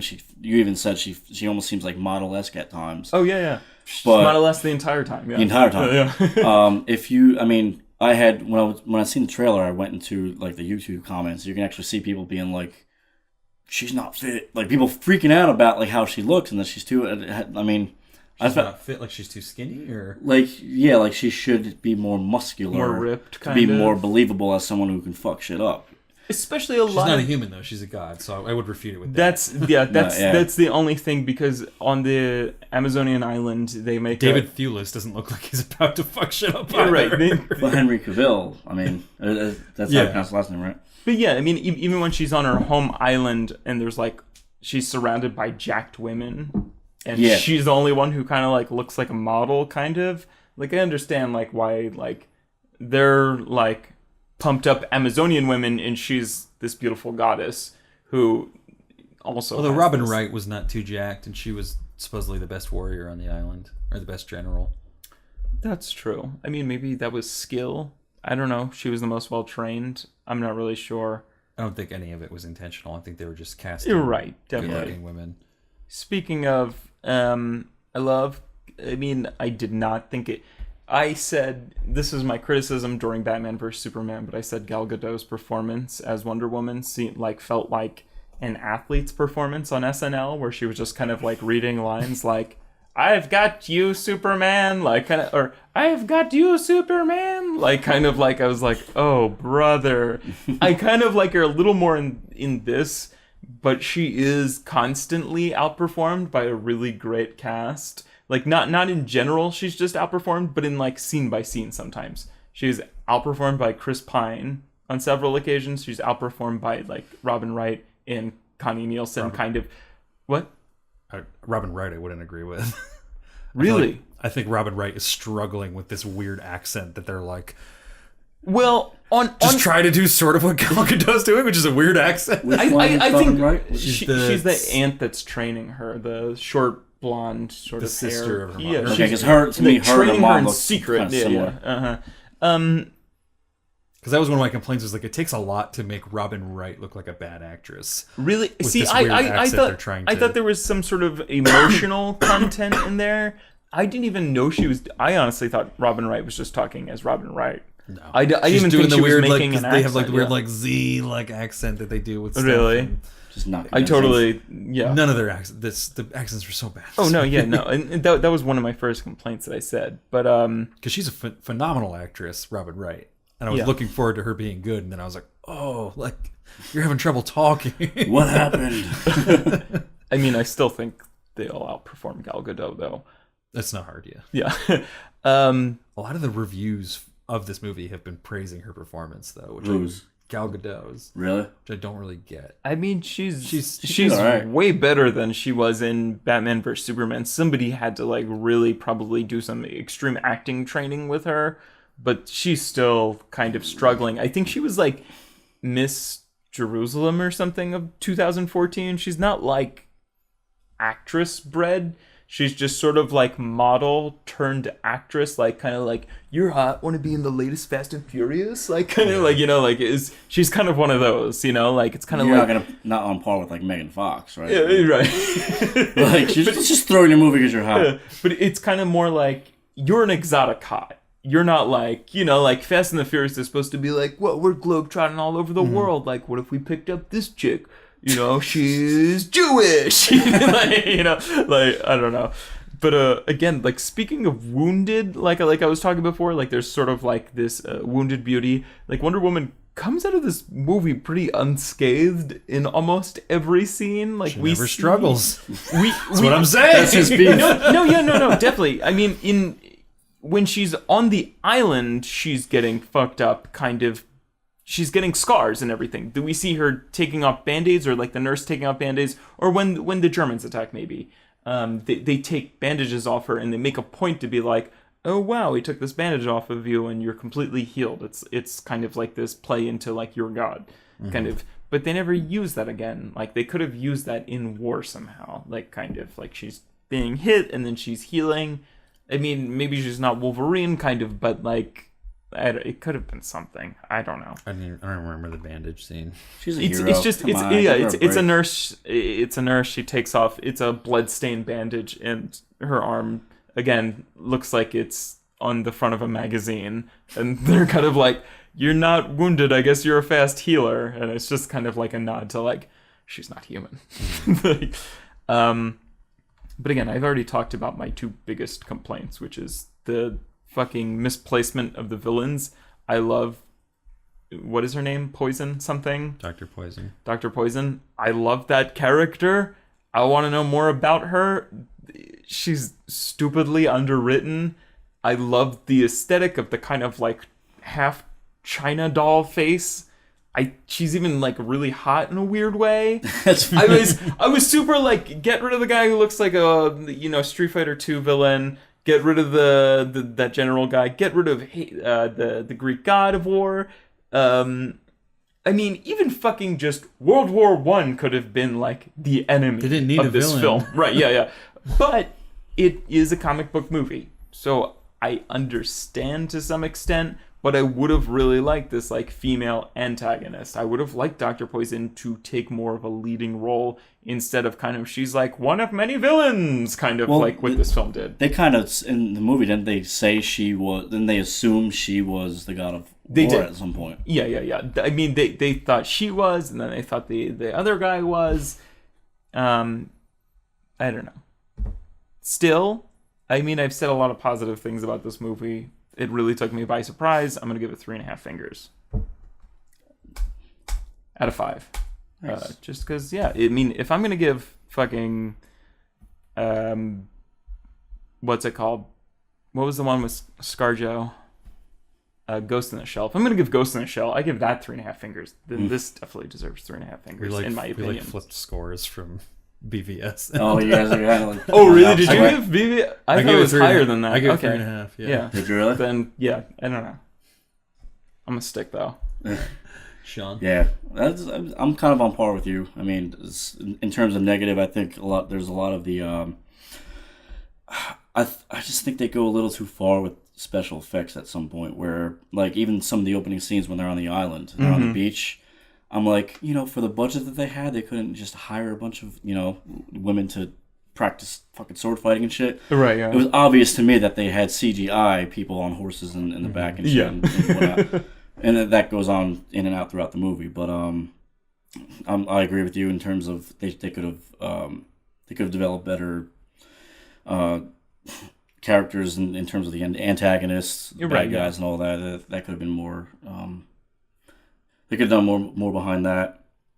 Mm-hmm.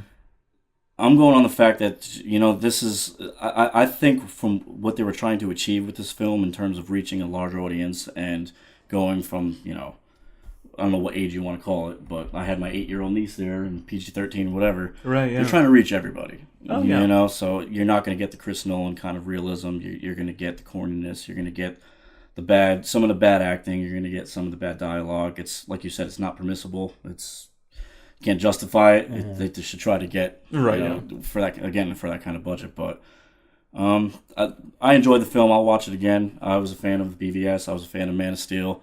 I like what DC is going for. I'm gonna give it a 3.5. Cool. I'm into it. Are you gonna into go see Justin Justin Lee? Justin Lee. All right, Justin Justin, Lee. let's go. All right, I'm Justin T. I'm Justin End. Let's fuck this guy up. When's that come out? I don't know. They don't even know, right? It's They had a been- trailer for it before this one. I don't know if you guys saw it. I didn't see it. It was the same trailer that they released like a couple months ago, and everyone was like, "This is awful." They just put the same one out Really? again. Like the film doesn't look good? No. I don't think it looks good now. Yeah. Where are they? Again, this is where I go back to It looks having like- too many hands in the pot. Like, Well, I think There's no It consistency. looks like Batman vs Superman came out, and everyone was like, "There's no humor in this. It's not funny enough. There's no fun, even though it's cool." And then Justice League looks like they're all like, "Let's throw a ton of punchlines and make it like silly." And like I forget what the song is that's playing during the trailer, but Some it's dad rock song. some yeah. classic rock song because Guardians of the Galaxy did well, and like Uh-huh. so it does not look great. Justice League. see, I think that's where they fucked up with Suicide Squad too. Is they tried to get too fun with it, Yeah. but you still threw they still threw Batfleck into it, and you're like, where does any of that? Why, how is this tying together into this DC universe? Totally, this is a nightmare. Yeah. It's not working, dude. It's not working. I mean, they had to because the amount of people that liked Batman versus Superman because it wasn't like silly and dumb, like people like me and like you, obviously, who enjoyed it. Like, we're not the paying audience that like would carry a movie. Like the drop off for Batman and Superman was ridiculous. Like the first weekend when it came out, it had a lot of people going to see it, and then the second weekend when people actually could see the reviews, they were like, "Oh no, I'm not going to see that." And it like had the biggest like historic drop off from like weekend 1 to like weekend 2. So Right. clearly, the people that liked it are not enough to fund a movie through an opening weekend. And Maybe that's whatnot. what they're So trying to figure out. So they have to cater to the audience that likes lighter movies. And I guess Wonder Woman seems like it worked. People related to it. The humor is not really the problem that I have with this movie. I like the humor in this movie. No, I mean, it's more just humor wasn't the problem in Batman vs Superman either. I had no humor. But I wasn't like. So it wouldn't be a problem. I wasn't like, where are the jokes? This is too self-serious. I was just kind of like, this does not make sense. yeah. Yeah. Hold on, let me calculate that. Real What quick. are you calculating? With the scores, because we average all the scores together and then it rounds down. So that Oh. will come out to 2.833 repeating, which will round down to 2.5 fingers. Meet in the middle. Meet in the middle. So, Okay, average. it makes sense because we're all like on the fence. So not So- bad. That's cool. How many fingers is going to give this movie? A 2.5 finger rating. 2.5 fingers. Nice. Wow, we went on way longer than I Yeah, how thought do you we do were that? going to Yeah. for this. Oh, you're doing your thumb Yeah, too? doing a little. This is the half finger, and then yeah, fuck you, man. Do like a You fuck Marvel. Oh, God. All right. How long did we go? It's going to be like 2 hours. All right, No, really? It went for a while, yeah. Sean, we got into drop it. some links, some last plugs for Shaun Mason before we get out of this podcast. Everything's, for the most part, is Shaun Mason Music. SHAUN. Don't fuck that up. You probably can't. You can just Google it anyway. Shaun Mason Music, YouTube, Facebook, SoundCloud, Twitter. Ugh. Twitter is, it's still at Seas of Shaun. I'm trying to get it to change to Shaun Mason Music. Damn it, And you Twitter. have shirts somewhere too, right? Where can they find those? Oh, that makes sense. Thank you. I have a Big Cartel account. It's Sean again. SeanMasonMusic.BigCartel.com. I have shirts with my logo on it. I have the Lights Green Go shirt drawn by Joey James, phenomenal artist, cartoon. Go check it out. Yeah, he I have did some CDs stuff on for there. Seas of Wake, right? Yeah, he's the same guy that we had do several shirts for us for Seas of Wake and album art and all that. It's phenomenal. Again, with comics, he has a very comic style kind of art to him. Yeah, it's Big Cartel. SeanMasonMusic.BigCartel.com. My album's on there. We have shirts on there, and I hope you guys like everything we're doing. Definitely. Nice, yeah. Check all that out, guys. For us, we're recording live at Philadelphia Podcast Festival, July 16th, 4 o'clock p.m. at Tattooed Mom in Philadelphia. Come check The it bar. out. Come check it out. We would love to see some familiar faces and new faces in the crowd. They're gonna be naked. Yes, We're gonna maybe. be naked. We'll see what Tattooed Mom If the says. if Tattooed Mom allows us. Whatever. 80 years old. Everything else you can find at howmanyfingerspodcast.com. I'm not even going to run through the rest of this links because it's a long enough episode already. So howmanyfingerspodcast.com, You can find everything there. YouTube, MailChimp, Amazon, iTunes, merch. Whoa. All that stuff you can find at howmanyfingerspodcast.com. Sean, thank you so much for coming on. Thank This you was guys a for having me. fantastic Thanks for episode. coming on. I had a This lot has of been fun. Yeah, it's Yeah. awesome. Signing out for How Many Fingers a Podcast, I'm Mike. I'm Joe. I am Shaun Mason. Give us the light screen for the fans.